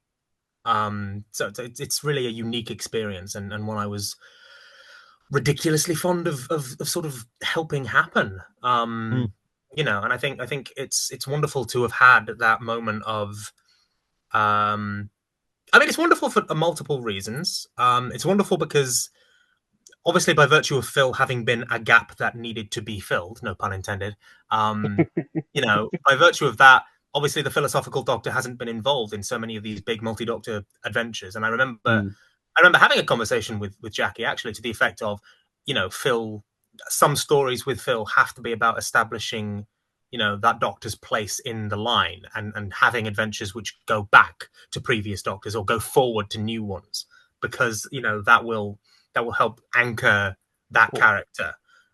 So this is part of that. And also just box ticking in general. So, I liked that moment of, I have a bit of my inner Stephen Moffat where I'm just like, I like ticking all the fanboy boxes. So I ticked the fanboy boxes. Haha. And truth be told, and I'm sorry, Jackie, I'm aware I'm talking a lot. So like, obviously. That's okay. Please keep talking. I love hearing you. Obviously there's like stuff that, you can talk about, like playing Phil and like your approach to Phil in this. But like, from my perspective, we filmed this thing spur of the moment. Like we just knew we wanted to film something.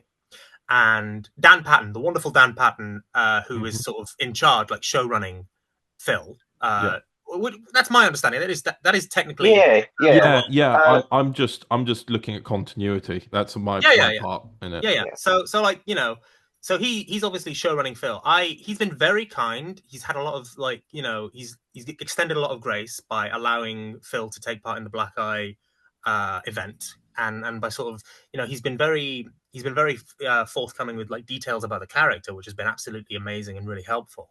But I made this, I put this thing together. Like, it was the first thing of all the stuff that we've done that I fully edited. And we put it together, and I was like, I don't expect him to want to use it because, it felt a bit presumptuous of me because, like, I like Dan. I respect Dan. The times that I've spoken to him have been really positive, but like, he's lovely. But it would be wrong for me to say that, he and I are very close friends or anything. Like we haven't spoken enough to be on that level. So it felt presumptuous of me as someone who, maybe doesn't know him as well as somebody like George or Jackie do, to say, oh, by the way, we've made this. What do you think? So I made it really more as an art house thought experiment. And then, bless him, like his immediate reaction was, I'll be honest, like in a nice way, confused me a little bit. Oh yeah. Well, yeah. So the first thing he said was, "Oh, can we put this on Fractured Timeline as well as What Fourth Wall?" And I'm like, Daniel, I love how kind you're being. There are no What Fourth Wall doctors in this. Like I know stylistically, like if you watch that and a What Fourth Wall film next to each other, they are stylistically incredibly similar. But like, it's not a What Fourth Wall film. There are no What Fourth Wall doctors in it. So bless him. It was lovely of him to say that. And I was like, no, I don't want it on What Fourth Wall. It's for you. If you want it, it's for you. Yeah. So, he very kindly sent me the Prism ident, and I put together the title sequences, used the Blonde Doctor theme that I believe I first put together a few years ago for the hypothetical, like, Overton Blonde stuff that never materialized. But like, it's the only time that theme has ever been used for an Overton production, which is interesting. And then, I just sent it to him. Was it not used for Spirits or Spirit? You used the What Fourth Wall one, and we actually had a conversation about that. As I recall, we actually had a conversation about that where I was like, "You used the What Fourth Wall one. I had a Prism one all ready for you," and you were like, "Oh, sorry." Yeah. But no, so it's interesting though, because it's like it's technically the second ever piece of Blonde Doctor branded content on Overton. Yeah. And quite possibly the very last ever. But it was interesting because obviously I didn't expect Dan to want it.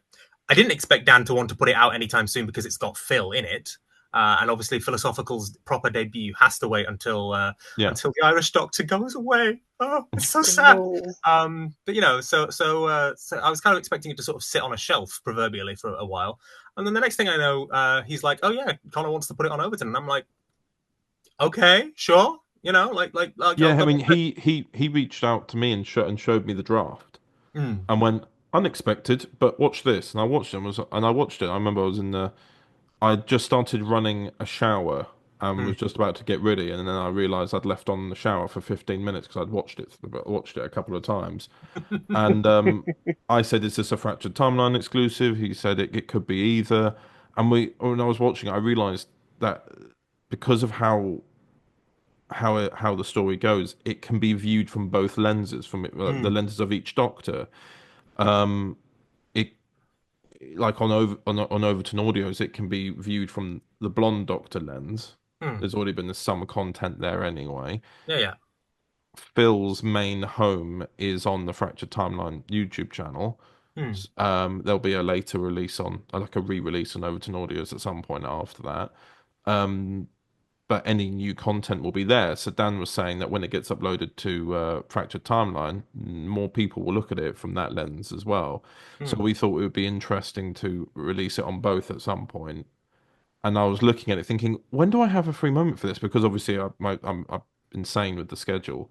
And it just so happened that the following weekend was a podcast weekend. The podcast went out on Saturday, and I thought, well, there's no major trailer for something. It doesn't conflict with that. And I thought, well, the podcast comes out, and that's more of a calmer weekend. I don't know why this kind of minisode, it being on a nice Sunday, just felt nice. It wasn't like a full big Saturday event. It was like a nice, because it's a nice, such a calm, grounded story. Sundays are like those kind of days anyway. And no, it was really nice to watch. And Dan, you know, I know it wasn't expected to come out that soon. It was just I've had questions about what's going on with the prison version of Blonde anyway, which I'm sure we'll talk about in a bit. I just thought it'd be nice to get something out, and then we can reintroduce that conversation as well. Clarify. In fact, did either of you see the comment that Michael Cox left on it? Yeah, no, I read that, and it was. I think of all the comments on that video, and you know there were a lot of really nice comments on that video.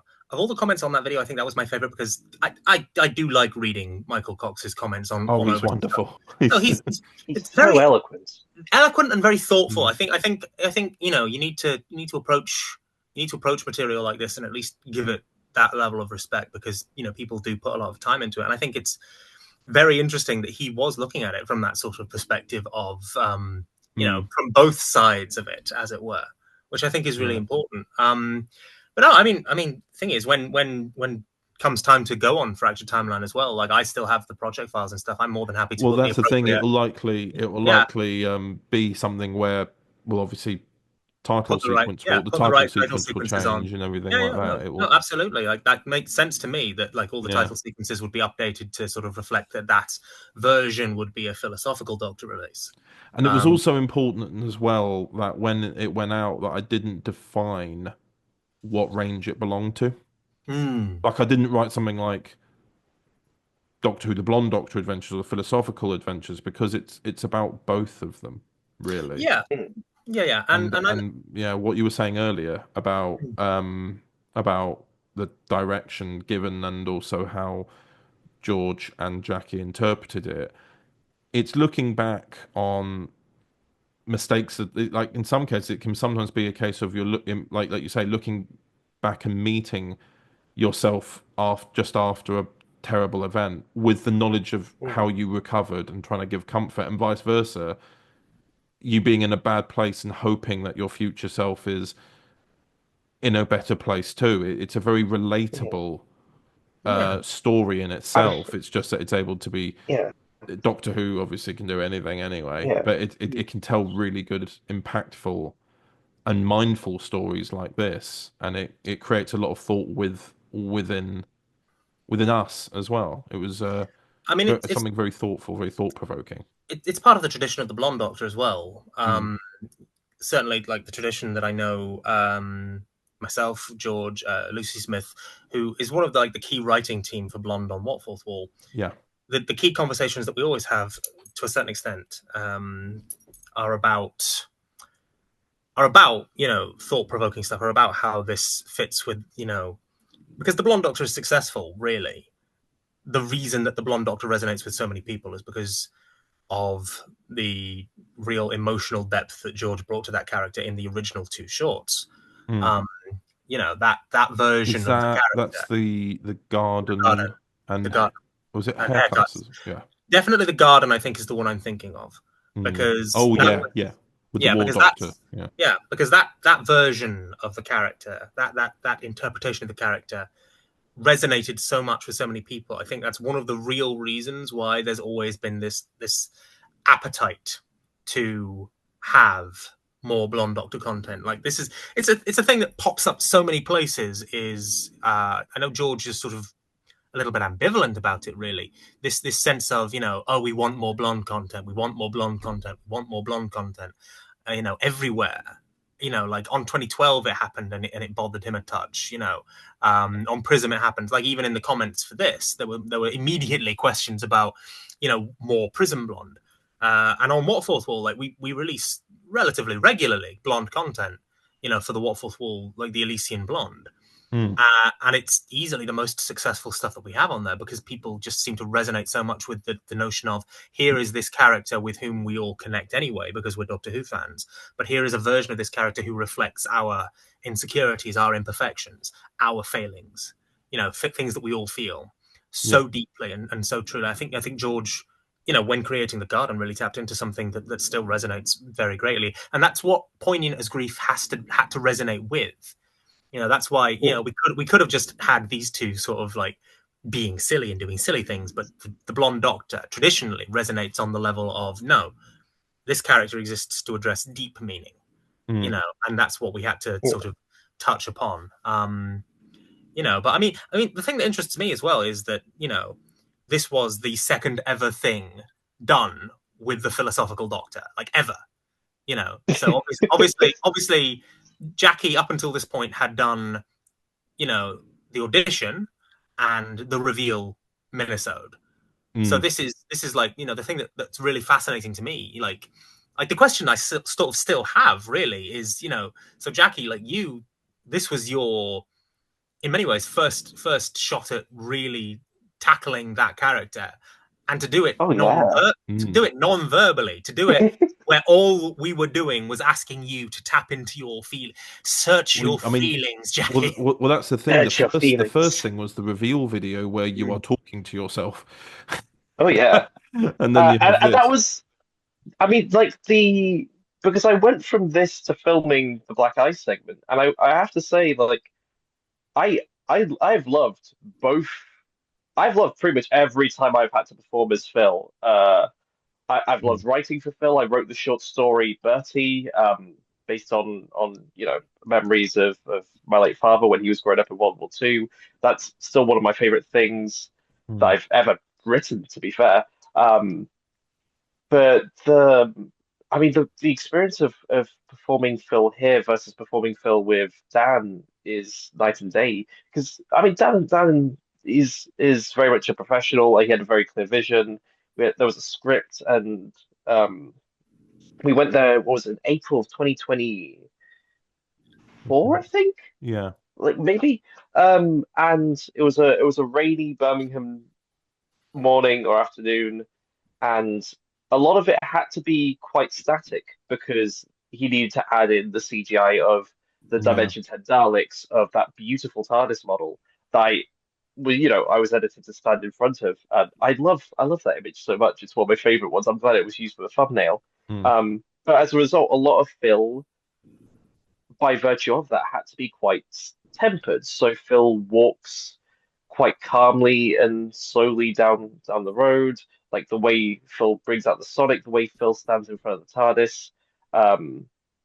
it's very tempered, it's very calm, and as a result, the first live action, the first ever image of Phil that a lot of people had before scripts were even really written was of a calmer, more what's the word I'm looking for? More not stoic, but slightly more tempered incarnation than say Cerebral. the yeah, cerebral, yes, which definitely fit the title. Um, I mean, I always call them the aimless academic, but that was very much the image, and that still is the image of philosophical as this kind of cerebral, bookish academic who wanders through space and time, overthinking their way out of problems. Which really sort And of resonates. It resonates with the audition script because obviously oh yeah, you posted your audition, which you did Yeah, beautifully. In by the way. that's Like, that's yeah, on my that's Instagram. that's in my head forever. I remember sat with Dom. We were sat with Dominic G. Martin. I was sat in a Costa, and I showed him the video, and the moment you would, because you were doing up the tie the whole time, Yeah, the moment you just took it off, whatever that means, and that was a bit. I think that was a bit of ad libbing yeah, on the it script. was, it was. That was the moment that me and Dom were like, yeah, no, and yeah, I mean, I think it was very interesting from my perspective as a sort of creator, working to try and create something for a Doctor that's barely been seen. Because Mm, Jackie and I have talked, so we collaborated a lot on the Black Eye script yeah, that was filmed later that day, and we've talked a lot about how the character of philosophical works. Because Jackie's interested in talking about Doctors Who. Why wouldn't you be? We're playing Doctors Who. It's funny. But it's one of those things where actually putting that into practice is a very different thing. And the thing is, like I am conscious about comparing myself to the work of other people. Like I have a thing where I am constantly, I don't want to say undervaluing myself next to the work that other people do, but I kind of am. It's inevitable. We all do that. So I felt, not so much in the moment, but like afterwards when I realized, oh hell, this thing's going out. I thought, oh hell, I filmed this thing on a 4K camcorder, not a DSLR. I filmed this thing, and I'm not a professional editor. I'm not a professional filmmaker. I don't have a CGI budget. I can't. So I was worried how this thing would stack up. But I think it stacked up beautifully. You've done a phenomenal job. yeah. You've well, no, done. you did a phenomenal job. Like I'm not being funny. All I did was point a camera at some of the best face acting on both of your parts that I've seen in a very long bloody time. Every step, every motion, every moment, every you can feel. Like, there's a lot of times when you watch somebody play the Doctor for the first time where there's like awkwardness, and like obviously this is not the first time you've played Phil, but you've spent so long inhabiting it, so long thinking about it, that it feels effortless now. It felt effortless watching you, motions like resting the umbrella on your shoulder when you first step into frame, motions like the way you take your hat off, the way that you pulled the scarf from your pocket, the way that you've sort of like wiped your brolly off as you walked away after the Taranat. All of that felt so effortless, filming it. And then on the actual editing screen, it looked so effortless. It was beautifully done. And then obviously, like, you put that next to George, who obviously has inhabited that role multiple times, like, in films, in audio. He knows that character so in depth, and he's refined that character so much. And he and I have talked about Prison Blonde, so we know what he wants from that version of the character. We've talked about it quite often. So things like the way he wore the costume, the way that he had certain buttons unbuttoned, the way that he had the jacket worn, all of that, it felt, again, effortless because he's inhabited that character for so long, and like, to a certain extent, the fact that you were able to stand next to that Jackie and inhabit your character as effortlessly is so impressive. So impressed. Like genuinely could not have worked with a better duo for that. Like, it's some of the best stuff I've ever worked on, because of you. Thank you, genuinely. Thank you so much. I will say that I think for the story we were telling, you mentioned that it was very much a case of when I was performing this, I had to imagine speaking to, like, interacting with my younger self. And in my case, I mean, yes, it is. Prison Blonde is one of the many Doctors before philosophical. Prison Blonde is a key part of Philosophical's history and Philosophical's sort of overarching narrative in terms of finding themselves. Those experiences compared to my own, what makes me me, or rather than what makes me the Doctor.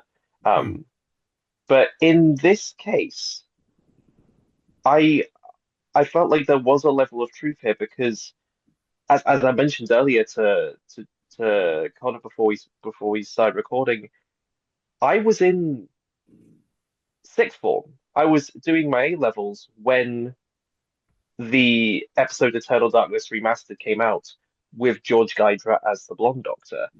I vividly remember being like 17 or 18 watching his performance. I remember being in university and listening to some of the audios that were coming out, or like seeing, like revisiting some of these old like clips and old appearances of Guidra's. For me, like George Guidra is to me what you are to him. Like you're a key fan Doctor that has influenced a lot of my own performance and a lot of my own uh, views on how the character should be played. Like I put you as, say, the Nth Doctor and the Groovy Doctor and George's Blonde and Fairy Tale up there with Tom Baker and David Tennant and Matt Smith because you embody the character so perfectly. But to be stood there on that Sunday opposite someone I remember watching as a teenager, and I'm there in like at the age of 24, dressed as Doctor Who, wearing the Guidra scarf. Don't forget. Oh yeah, that is my favorite part for two reasons. One, actually no, two and a half reasons. No, three reasons. Where am I? One, the scarf, the overall Blonde Doctor scarf, or at least the version that we see worn by Elysium Blonde in Watford Fall, that has sentimental value because that is a scarf given to him by Charlie Chalice, as played by Lucy Smith. That's how it's written in The Girl Who Dreamed, which, when it comes out, please, for the love of God, read it. It is one of the best Doctor Who stories I've ever read. Completely unbiased. Lucy Smith is phenomenal. But my affection for Charlie, my affection for Lucy and her writing, my affection for the character, that's there in the scarf. That's there in that little navy blue piece of fabric. But also, it's the fact that this is a key part of the iconography of one of my favorite Doctors, and I am in that moment taking that on as my own. I mean, it's part of the reason why I did it. Why, when Philosophical puts the scarf on, it doesn't go under the lapels. It goes around the neck like a Kamen Rider's muffler, like a Tokusatsu hero's muffler. Because myself and Gaidra, we're massive fans of like Japanese superheroes and that specific kind of niche genre. And the muffler, the flowing scarf around the neck, that's a key part of the iconography.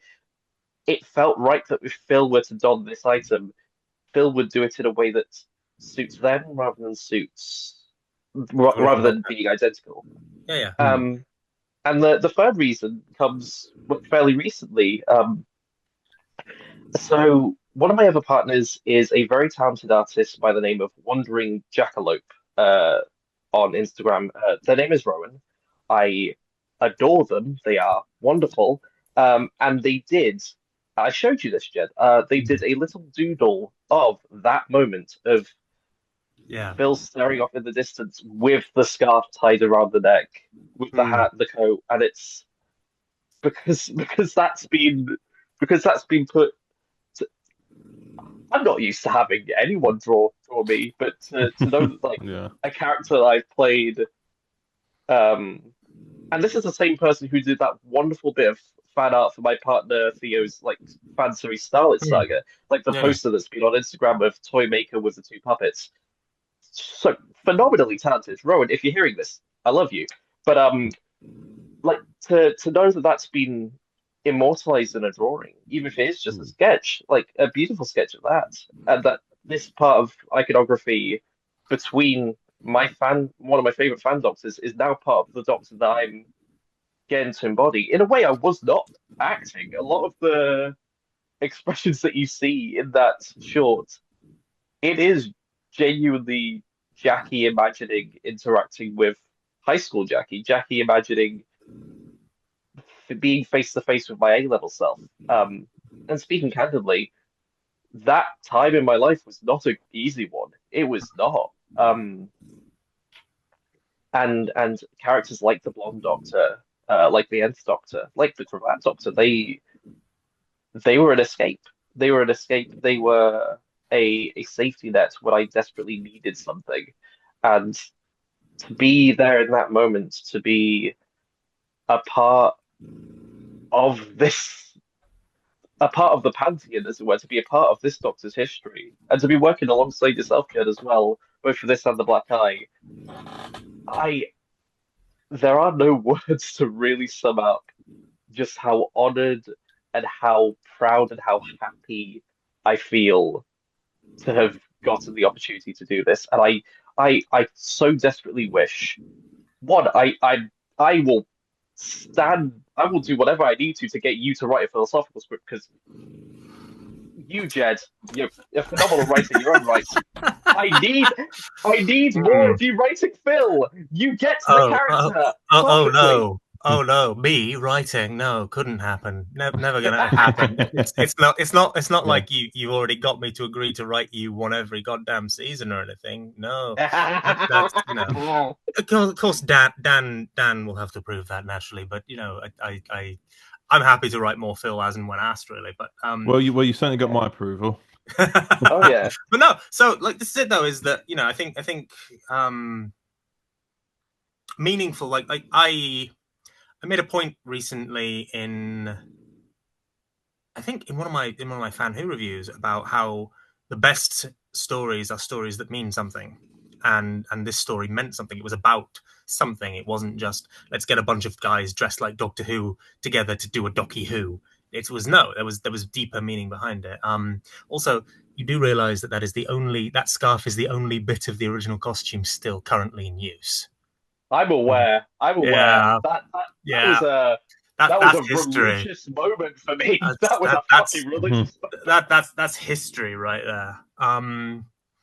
So yeah, no, it's one of those things where it absolutely has to mean something. I think.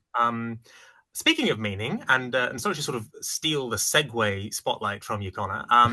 But I feel like obviously George couldn't make it to this recording because bless him, tons on. But George did. He and I discussed my coming on the podcast, and he did give me some notes for his his feelings and such. So he can still have his input.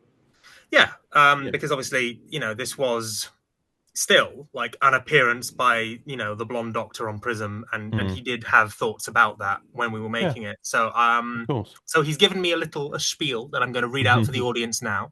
Oh yeah. So I'm not going to do a George impression because that would be silly, but I'm going to read these notes that he sent me. So what he said was, "This is a Doctor who is defined by his emotions, and in this incarnation he deems himself a failure.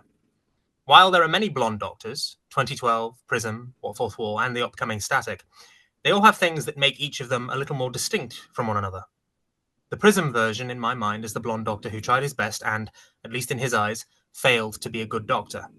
He doesn't have that subtle optimism that, for example, the Fourth Wall version has, despite other stories like the recent Christmas Carol story still showing his fight with depression is still ongoing and hard. We know from his regeneration in One Last Sunrise that this version of the Blonde Doctor never managed to conquer his inner demons. One of his first lines in that special is him being shocked he is alive and kind of disappointed. He regenerates alone, thinking about a life that could have been. His last words are, to him, a selfish request. He is a man asking to one day be seen worthy to be the Doctor, something that this Doctor at the end doesn't view himself as. So with the limited dialogue in this episode, I wanted to make sure his big line reflected this character perfectly. I took inspiration from the idea of meeting yourself as a kid and having to explain to your kid self how you ended up the way you are. This is the Doctor looking at a future version of himself, one of his biggest fears, and in his mind, feeling guilty with the mess he believes he will leave for his future selves. So in this moment, all the feelings he hides are coming to the surface. Every fear and depressive thought is right at the center of his brain. And how does he vocalize it? 4 words. I tried my best. Jacki does an amazing job during this whole thing. The face acting and body language is on point and conveys so much. I won't speak for Jacki's choices, but I know, like me, they really thought about all their choices. I know when Philosophical series comes out properly, Jacki is going to be one of the best fan doctors around. They have a great team with Dan and Lucy and many more helping out. I also want to praise Jed for the directing, camera work, amazing edit, amazing score, and for making this happen. I would praise Jed more, but I do that most days. He really does. One final thing I want to say about this story that I find impactful is Blonde just walking off into the distance at the end. Blonde is a doctor who keeps going because he feels he has to, that he must force himself to go on. At the very least, that's how this version of him feels. He passes on the torch to his future incarnation and walks off into the distance. Maybe into his final adventure that will lead him to Cardiff and taking his place in the garden. Maybe he will go and save a child's balloon before it flies off just to make sure they don't have to cry. Or maybe he will just go get a cup of tea. One thing is for sure. No matter how tired and reluctant he may be, no matter what he does, he will try his best. So, George is obviously really... He really puts a lot of thought into all the versions of this character. Like all of them. Like we've spent so much time, he and I sat and talking about all the various versions of the character. And I feel like, again, that's really reflected in his performance. It was genuinely a joy to see both of you really working so wonderfully together. So, and that leaves a very good segue as well into what we were talking about earlier about how so many of the comments have been requesting, more sort of like begging for more Prism Blonde content, and of course we said earlier we were going to talk about it a bit, and I suppose this is where we are now. So I'm not going to lie, that sort of thing is interesting it was interesting for me to see, and it's certainly interesting for George to see, because in terms of content on Prism channels, in terms of content on Overton or Fractured Timeline, there are no current plans whatsoever for the Prism version of the Blonde Doctor to come back. And I'm going to say that like that's flat. That's like, I'm sorry. I know that's obviously going to be disappointing for a lot of people who really invest themselves in that character. But George has had a very complex journey with the Blonde Doctor. A very complex journey through all the mess with DW 2012 and like the split that happened there, the sort of confusion, like there was a lot of confusion about whether there could be Blonde Doctor content on Overton at all, and if so, how so, and if whom with whom, and it took a very long time for that to happen. And then obviously there was the brief period where Blonde was on Dwem, and then from Dwem, Blonde moved over to What Fourth Wall with myself and Matthew Mills as Groovy and Goblin. So it's taken a very long... It took a while for that character to find a home. Yeah, and that's sort of on top of George's own, like I'm not going to speak for them, but George has had an awful lot of tumult, basically, in his life over the last few years. So the Blonde Doctor on Prism is sort of part of an earlier part of his experience, and the Blonde Doctor that he's sort of happy with and has contented himself with and has sort of found the most connection with is the one that's on What Fourth Wall. So what I would say is if there are people who want to see more of George as the Blonde Doctor, What Fourth Wall, we make that content. That is there. There is like a lot of it by now. And there's more to come. We are constantly working on more stuff with that version of the character. And it's really, I don't want to shill What Fourth Wall too much on an Overton Audios podcast, but we work on what I think is really good content, and there's really good people behind all of it. And I'll be honest, like if it's specifically that connection to Prism that you want, there are loads of other Prism Doctors who are telling wonderful stories that you can go and watch instead. I feel like it would be a disservice to sort of, specifically want one Doctor over the others when they're all telling such unique and interesting stories. If it's specifically George you're after, then What Fourth Wall is there. We are making that content for you. Well, I've just had a quick look while you've been talking about it. In comparison to the two stories that are on Prism, What Fourth Wall have 33. So it's a bit of a no-brainer, isn't it? It's interesting because there's so that's the character playlist, isn't it? The one with that is the one I'm looking at. Yeah. So that includes like that version of the Blonde Doctor across 2 volumes of short trips, across multi-Doctor appearances on other channels. There was the special 5-year anniversary. Yeah, no, absolutely. Which was a wonderful, it was wonderful to have those 2 shorts by Lucy Smith and scored by the brilliant Anthony Tremaine. Because obviously, like Lucy Smith has a big hand in like creating the Blonde Doctor like content. Like you know, she wrote the brilliant Christmas Carol for What Fourth Wall's Blonde, which was an absolutely that was a hard one to listen Painful, to. It was, painful but thing to watch in the best way possible. but it was a beautiful thing in the edit and stuff. But you know, that's a character that exists, and there's a character that people can like. If it's George you want, but like again, if it's George you want, then you know George's own channel, like Instability Productions, you know, the Fairy Tale Doctor on there is a character worth exploring. You know, it depends really what people feel like they're getting out of the character. You know, so when people are commenting, if people want Prism has so much more to offer than just Blonde. Oh yeah, that's the thing. I think in total there's 10 Doctors, including George. Yeah. So there's still 9 others. I know that some of us are kind of preparing our farewells, but there's content there. Like, yeah, no, absolutely. and there's some and you know, much like Jackie here, people are about to start. Yeah, no, exactly. There's always new stuff. So you know, there's so many wonderful like stories, you know, being told, you know, in the Prism universe that I feel it's you know,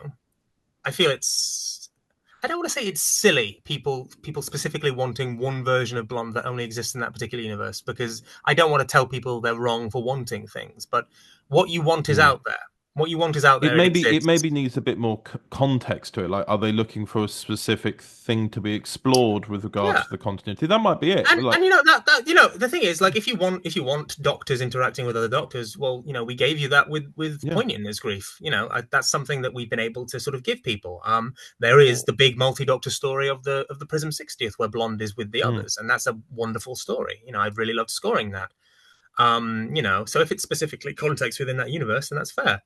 But yeah, it's interesting because the Prism version of the character, obviously, there are a couple of loose ends to tie up, you know, and I'm not going to spoil too much, but one of the things that What Fourth Wall has been working on for a long time is the Blonde verse saga, which is the story of how there are so many Blonde Doctors and what the heck is going on there. And without going into too many details about it, it is our intention that the Prism version of the Blonde Doctor will appear in that, and we will tie up every loose end still to be tied up with that version of the character. So there will be not necessarily, I say every loose end, it's not like we're going to go back and tell the very first story of that version of the character, but like the point is there are going to be like no loose ends left as to where that character ended up and how he ended up there, so to speak.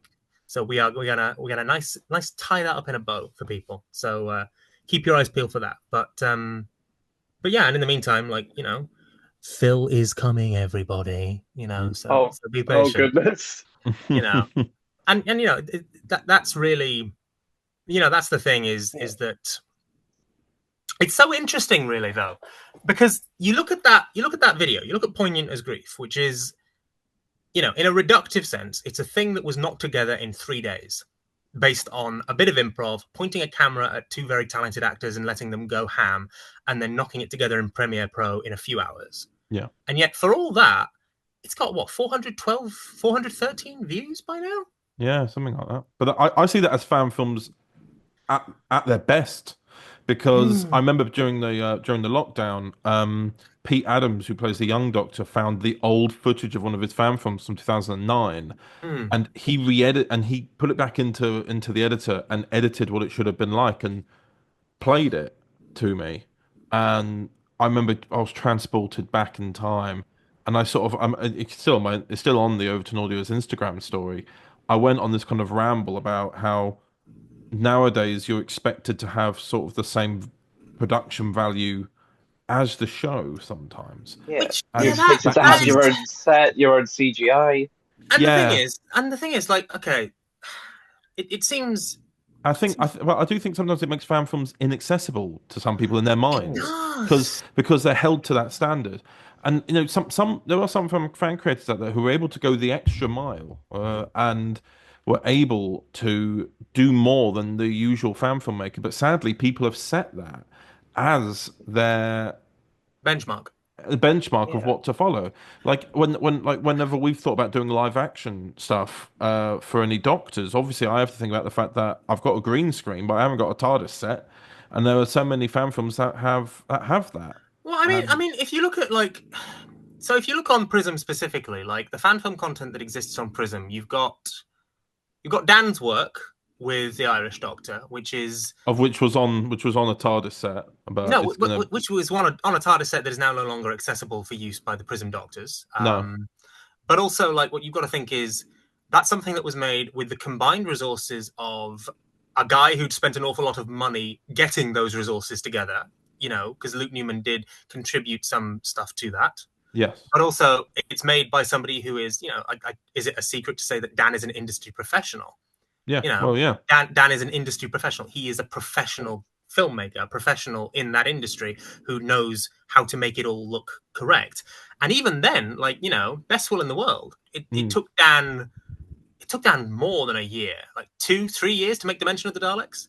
You know. It got written in COVID, but then obviously they couldn't start filming until a certain point as well. Yeah. Because they had. But then, like, I remember. Oh, sorry.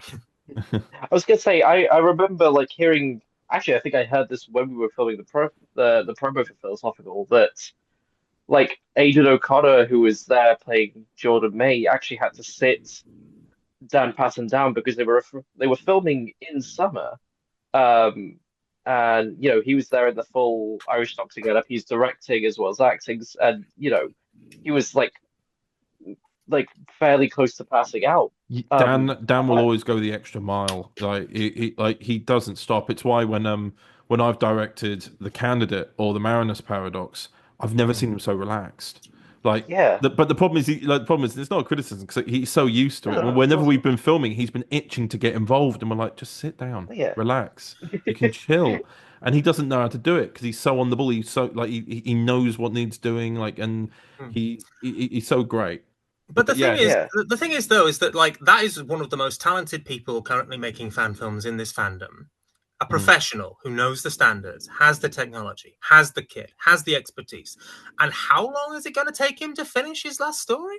Well, it's already taken him more than a year to film all the pieces that he wants. The idea. I've known the idea of this finale for like the last 7 or 8 years, and he's been making this whole series leading up to that.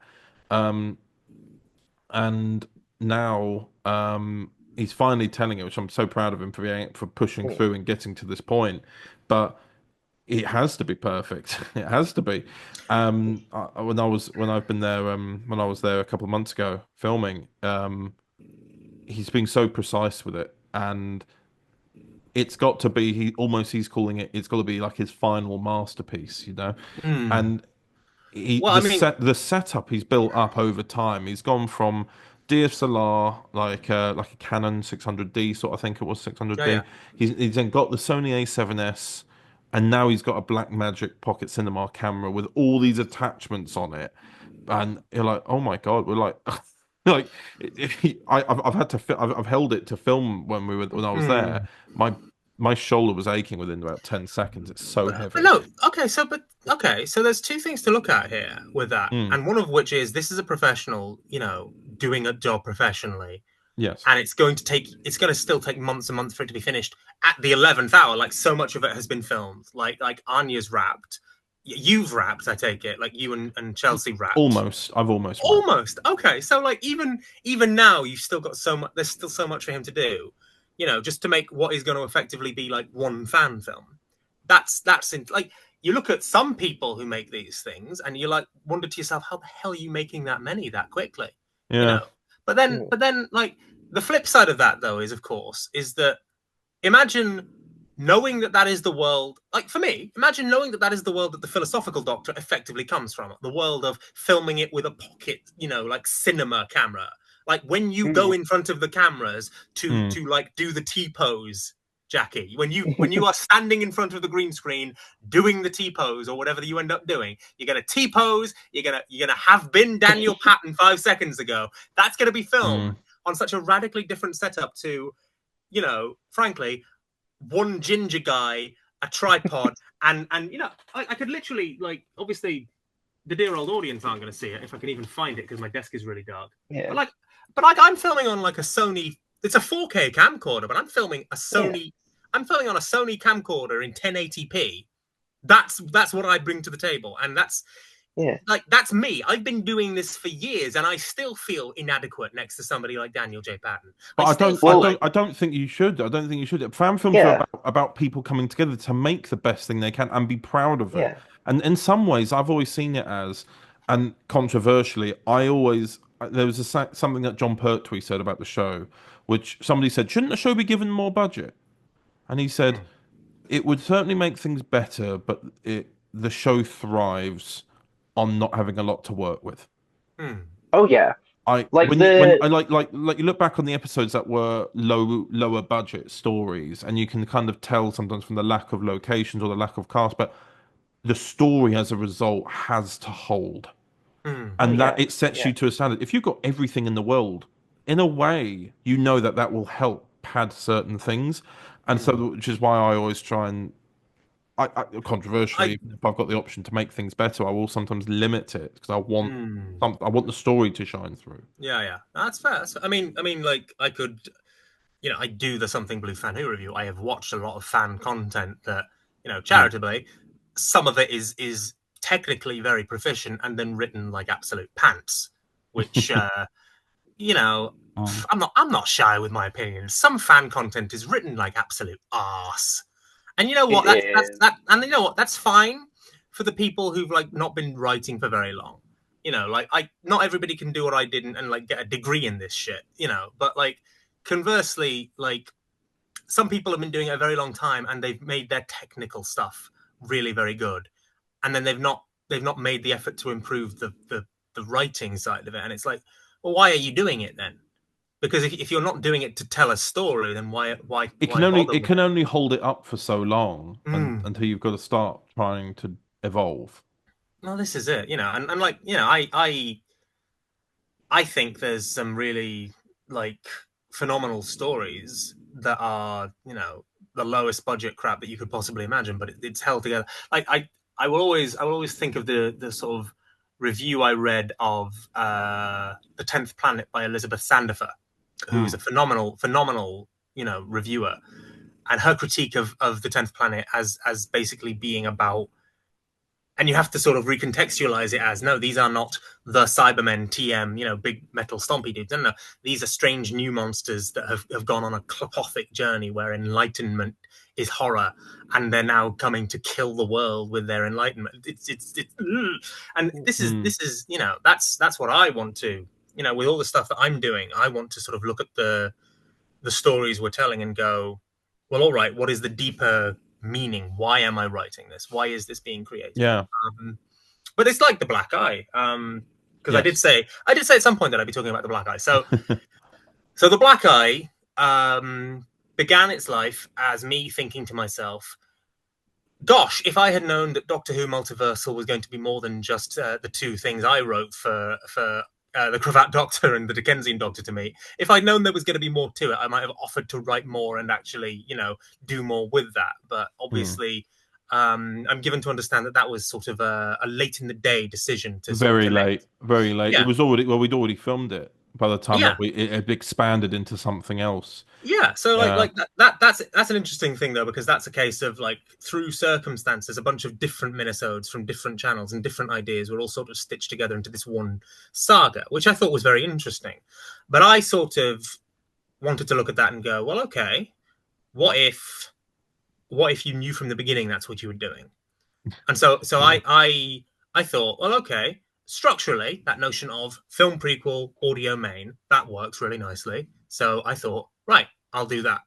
And so I've reached out to a few people. I still need to poke a few people about whether they're still up for it. But like, people like Jackie, people like Jim York from TT, people like George. We've got like 5 prequels filmed now, with 3 of them fully edited. Pretty much. With myself and George and my partner Sue and like all sorts of other people, and that's been a really interesting journey to go on. Working with all these distinct doctors to make this stuff happen. and obviously filming the third ever live action philosophical thing about half an hour after we finished the second ever philosophical live action thing. So that was a really interesting thing to sort of try a hand at, and you know, it's nice to sort of play around with all that a little bit. Because yeah, no, like it's been interesting sort of having those limitations and thinking, okay, what can we actually do based on having these limitations? And it turns out that most of what we can do is have me and Jackie sort of making jokes about which of us is technically the younger Doctor. I'll say as someone who has now been lucky enough to work with two different filmmakers on a philosophical thing. That was the second thing as well. I really want to do more live action stuff with yourself, with Dan, with George, with whoever. Also, if she's listening to this, Lucy Smith needs her writing a philosophical script. Oh yeah, please. But like recording my Black Eye segment with Jed was such a different experience because, I mean, for one, there was more written dialogue.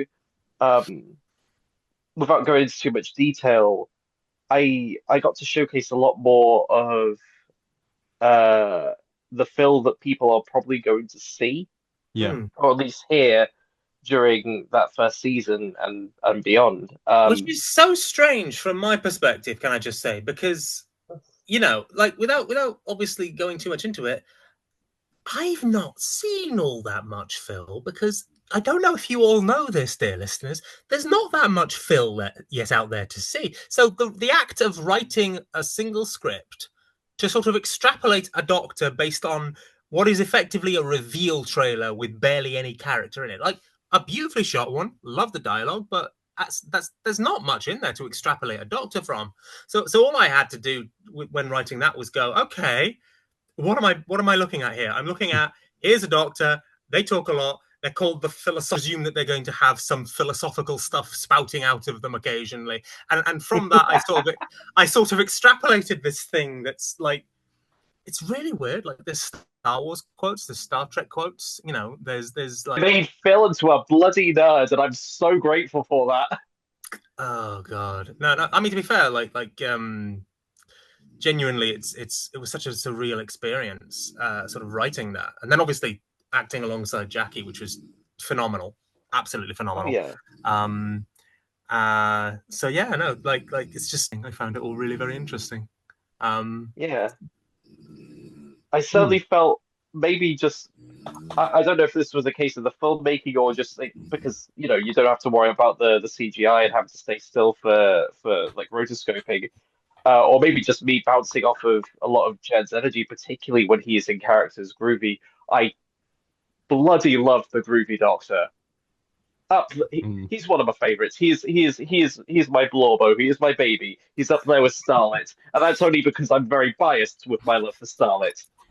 Incidentally, Theo, if you're watching this, I love you as well. But I certainly felt a push to animate Phil a little bit more. Phil is a lot more fidgety. There's some elements of Hartnell with the hands and the lapel holding.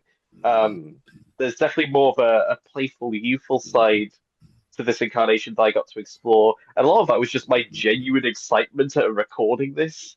But also, I don't ever get the sense that Phil is someone who is ashamed of their past or embarrassed by the previous incarnations. The Doctor I play is one who is defined by their legacy as much as they're defined by the person they are going to become. And depending on when you watch this, you may not know that journey, or if you've rewatched this after it's been out for a while, you may know exactly where Phil is going to be and who Phil is going to be by the end of it. But I, like with Poignant with Grief, I get the sense of a Doctor who is proud to be part of this pantheon, who doesn't look with embarrassment at other incarnations like Cravat or like Blonde or like Groovy, but with genuine joy, genuine like excitement and delight and honor. There's an element of the fangirl there that is purely Jackie, but felt right to add to Phil. Even getting to sort of like yell out Tarada as less of a cute little farewell to a previous incarnation more as a rallying battle cry, jumping into danger. That was, I mean, for some, like going from the reveal trailer to this, it might seem out of character. For me, it feels perfect for someone who has regained their lease of life after 300 plus years of being the Irish Doctor, and is going to ultimately be, as Jed so eloquently put it, I think that day, the one to set in stone the life philosophy for every other Doctor that comes after them to follow. Because Phil is the transitionary period between Irish and the universe before everything changed with like Prism and Cravat, and Cravat leading into Elusive in the future and the Federation War. What happens in Phil's timeline has to, I mean, it has to be engaging for the audience, of course, but it also has to build that universe up, a universe a lot of people, like myself, like you and Wallace, are familiar with, have already sort of traversed. And I'm very lucky to be like the face of that. I'm still baffled as to why I'm the face of that, to be fair, but I'm honored regardless. I mean, the thing is, I found when discussing it with you that day, because obviously, without going too much into it, I think everybody sort of knows where Cravat came from. The Doctor, prior, did not exist anymore. Like, had become had become part of the universe, effectively. This ethereal ball of light, effectively. Yeah. So the thing is, like, the philosophical Doctor is the last word in the Doctor's life, and in a very real sense, Cravat is more than just a regeneration. Cravat is a reincarnation proper. Yes. Well, that's the thing. The new Hartnell. Well, don't say that. You'll get me fanboying. But like with regards to, and I talked to Dan about this a lot because it was originally going to be one of the I'll tell you about it after we've recorded, but what some of the original concepts for Dan's finale was going to touch on, which was that the only reason why Cravat looks like me is because of the parallel version of the Doctor who travelled over and made new friends and connections, and they based resurrecting the Doctor off of that face. So the Cravat Doctor is not someone who would have, not a face that would have naturally followed. Yeah. So that's something I always find quite interesting to think about. Going, what would it have looked like if Phil had regenerated? But we have a series called Doctor Who Divergence on Overton Audios with a theme made by Jed T.E. Rhodes that might, we might explore that one day. Who knows? One day we shall come back. I say that as if we haven't actually talked about it. Yeah. You heard it here first, quite literally, folks. This is it, though. So, like, to me, it's so interesting, the philosophical Doctor, because the philosophical Doctor is the final embodiment, in a way, of the Doctor's life philosophy. Like, one of the tracks, like a track that I literally just added to the concept album quite recently, actually, is called Life Philosophy, and it it's about like the philosophical Doctor's life. To me, when I'm thinking about it, when I've talked with Jackie about it, it has to be about the fact that this is a character who is the final embodiment of that character, the final embodiment of what that character represents, and the choices that they make leading to becoming an ethereal ball of fucking glowing light, and turning into you. All of this stuff, like all of the decisions that happen, all of the choices that are made leading into that is the final summing up of 30 plus thousand years of life. Well, I was going to say, it's almost as well the final stance on what a Prism Doctor is, as well. All those incarnations, all those lives, and Cravat even says it when resurrected, even though he doesn't remember being that ball of light, because it wasn't really something that could really be memory. It was just energy, really. Yeah. He definitely felt like coming back from that place was the wrong decision, and but he's had to make peace with that and continue to move forward, and that's something that certainly me and Dan talked about in the very early days before the audition process.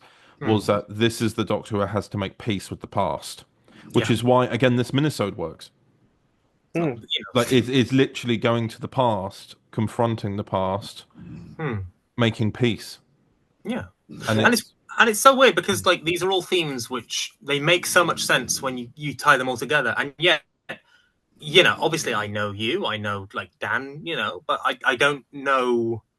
There's so much of this that I've never found the time to dive into, so much of this that I don't know, but instinctively it works so well, and it all came together so well for the minisode, you know. So that was really interesting, actually. That was really very interesting. And it was an absolute joy to make happen, I suppose.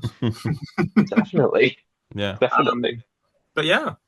So indeed. Well, I think we've spoken for 2 hours now.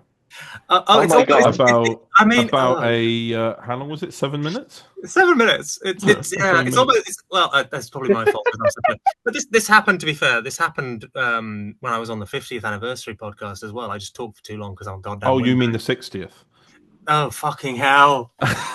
No, this is how frazzled I am. I need coffee to function as a human being. Yeah, no, that was the longest podcast. It was 4.5 hours. Because of me, because I talk too much. I think that segment was about 2.5 hours. Yeah, no, because I talk too much. Yeah, no, but you've got a lot of good things to say. I will never complain. I love hearing you talk. But no, this is it. Is that you've got to be able to, like, you know, think at length and in depth about this stuff, you know, because otherwise, like, there's a tendency in fan stuff to sort of not think about it as the art, but this is the art, you know. Like, we just made art house Doctor Who, and you don't make art house Doctor Who if you don't think about what the art house Doctor Who that you're making is and how it fits into everything else.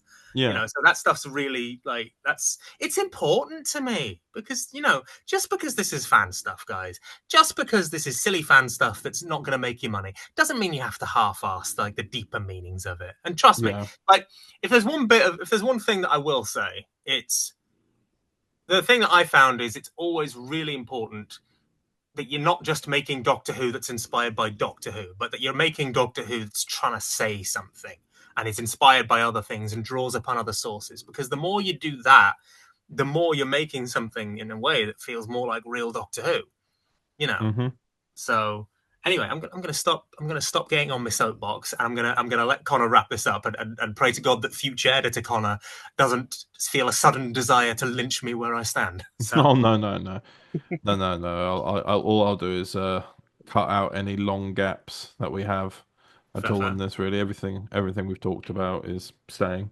But yes. Sorry, audience. I'm so sorry, audience. Well, thank you both very much for making yourselves available to talk about this. Thank you. I admittedly thought it was going to be a shorter segment, but you know, but this may end up being the whole episode. Yeah. Oh god. Yeah. But no, it's very nice to talk about, and we've given a lot of good clarity to things as well, which is really good. Absolutely. We've talked both about, well, or I was going to say both. It's actually, we've talked about past, present, and future in a way of how things are working with the content, and also about where else you can find other Blonde Doctor content on What Fourth Wall. And there's some upcoming projects with Blonde on Static. Did you say? So Static. So I will briefly explain Static. Yeah. So Static. So initially, there was a worry with making Blondeverse that there weren't quite enough, shall we say, accessible versions of the Blonde Doctor that we could use safely for multiversal purposes. So Static exists basically as a home for multiversal stories. So like, there are versions of the Blonde Doctor. There's a version of the Blonde Doctor who will be created just for Static and have a different arc on that series. But also, like, they're on Unlisted, but the playlist is public. The original unedited versions of Haircuts in the Garden under Blonde X12 exist there. Yes. You know, eventually there might be other versions of Blonde that have like one-off stories there, or other characters that might have one-off stories there. So it exists as sort of a home for like lost stories, multiversal stuff, variants, etc. So yeah, the static Blonde Doctor stuff exists, and strangely enough, the theme tune that we used for Prism Blonde is also being used for Static Blonde, so that's becoming almost the multiversal Blonde theme in a way. So along with a version of the Blonde Doctor logo, which I'm quite proud of putting together because I had to do some font finding to find it, which I'll send you. I'll send you after, Connor, because I'm quite fond of this logo. So I think it works quite nicely. But yeah, so check out Static for more Blonde Doctor content coming at some point, and also the archival versions of the original short trips. So yeah. But of course, whilst everyone looks forward and waits for that, go to What Fourth Wall. There's 33 videos there. Yes. And incidentally, there might be some other Prism alumni who may end up appearing on What Fourth Wall in a very, very distinct form, quite different from what you may have seen here with the Philosophical Doctor. Indeed. Indeed. Yeah. What Jackie is referring to is the Trinity Doctor that has been announced. Oh yes. Yes. On which more when it comes out. Mysteries. I look forward, or rather, we look forward to showing everyone what we have to offer. Oh yes. Yes, indeed. Again, thank you both. And thank you. Thank you so much. I go to myself in the future with Sweet Daniel providing. Bye. Bye. And welcome back to the podcast. I am joined here for the final time with Daniel Patton. Final segment. Indeed. And before we continue, let us look at the coming soon with Torchwood Solo, World at War 1. Overton Audios presents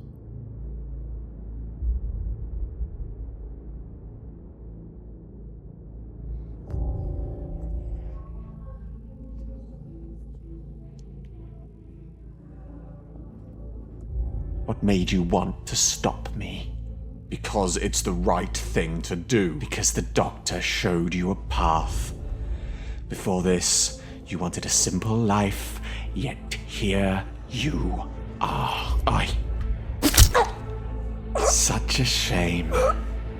You could have been amazing.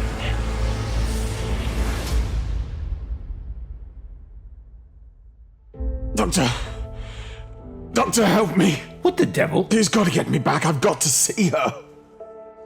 Tell me where I am. You are in the Torchwood Hub in Greenwich. That is all I am at liberty to say. This isn't 2025, is it?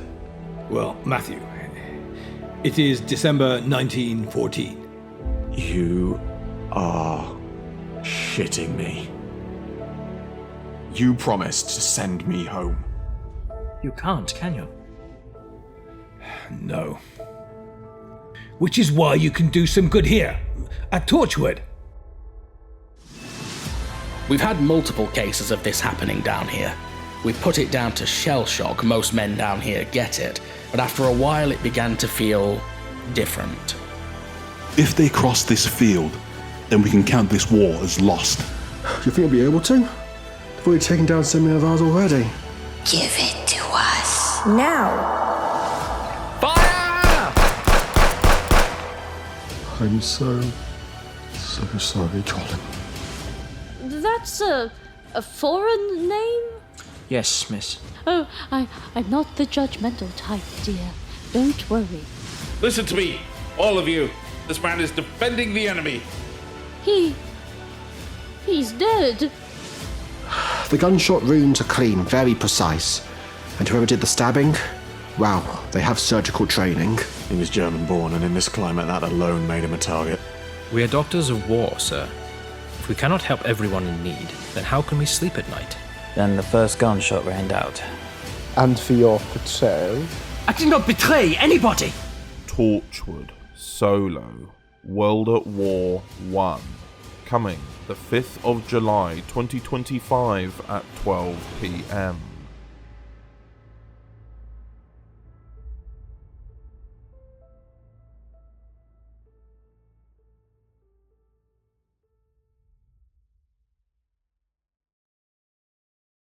So that was the trailer. What did you Very think? good trailer. Very What good did you trailer. think, sir? Did you like it?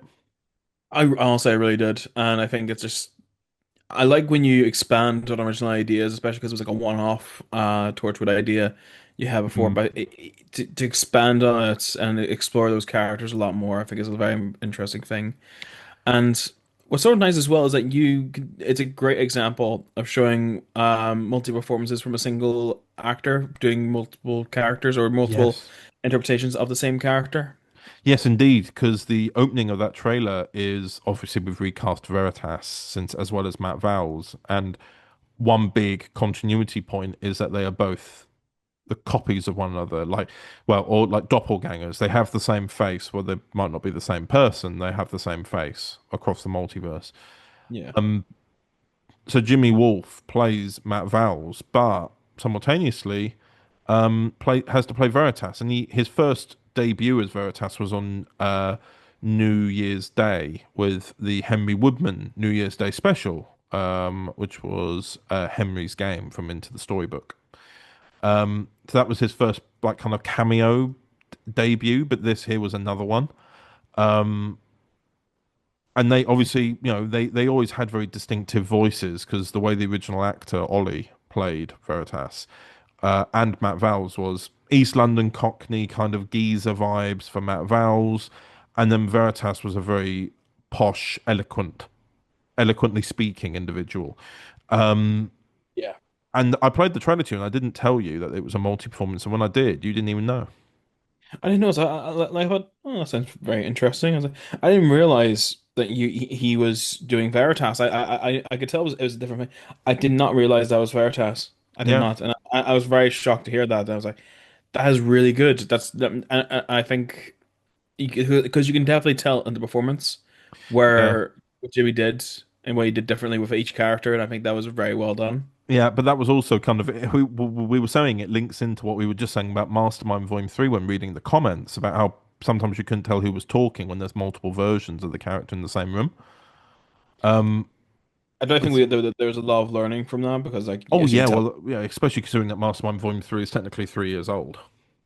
Yeah, even like when making I think you should tell us like if we're doing multiple characters, there has to be something to differentiate them other than just saying this one's from the future, this one's from the past. There has to be something different with the voice Mm, to make it as different as it can.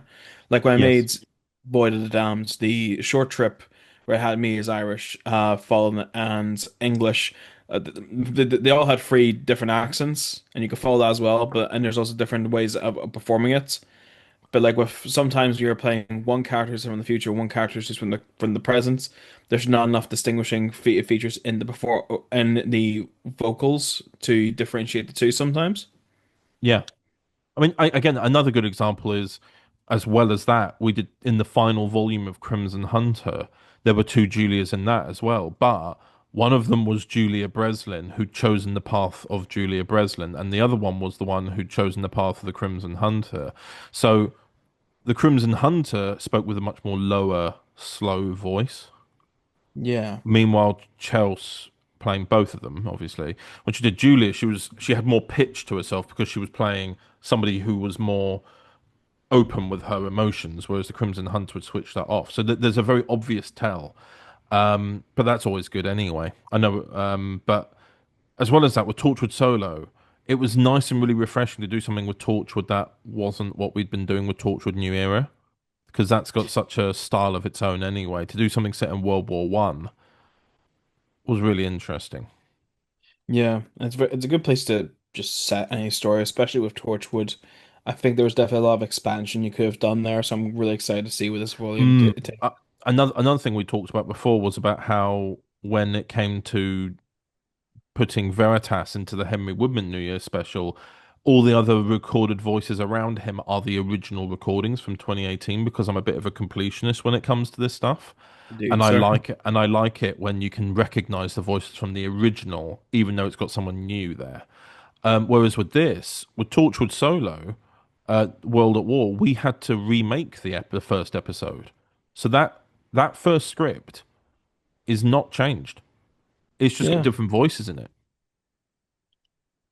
Indeed, sir. Not always. Not always. There are some characters in it who I kept the original recordings from 2020 in. Okay.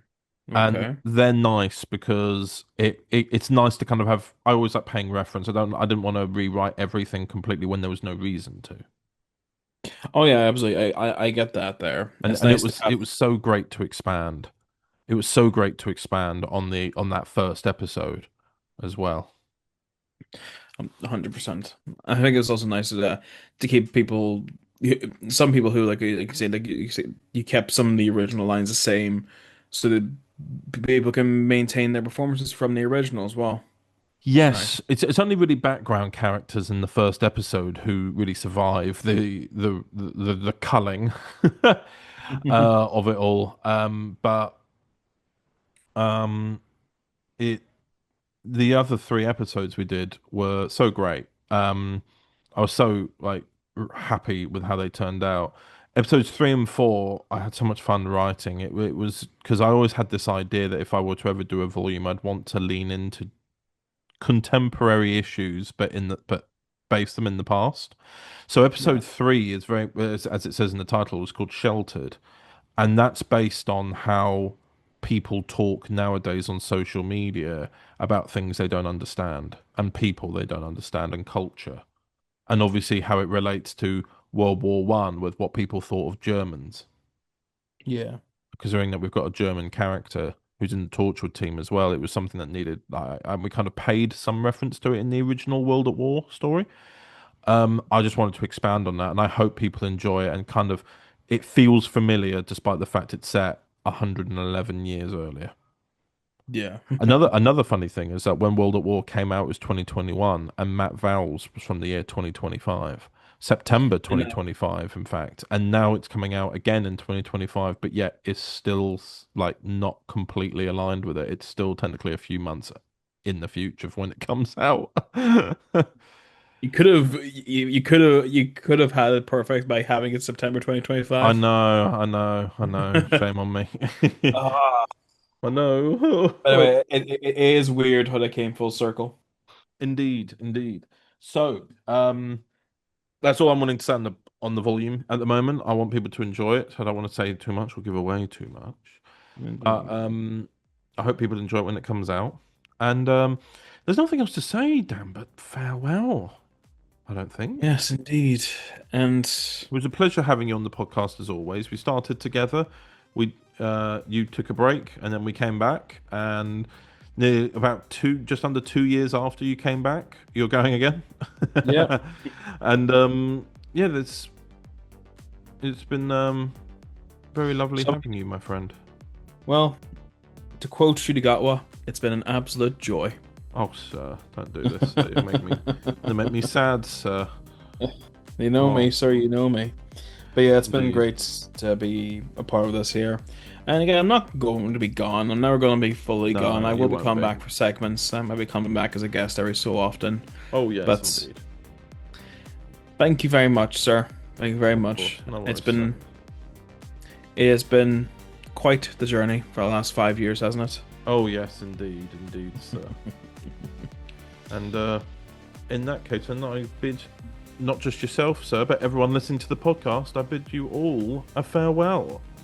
Farewell, all. Take care, and chatters, we'll see you next month. Oh, no. Goodbye. Bye-bye. Goodbye.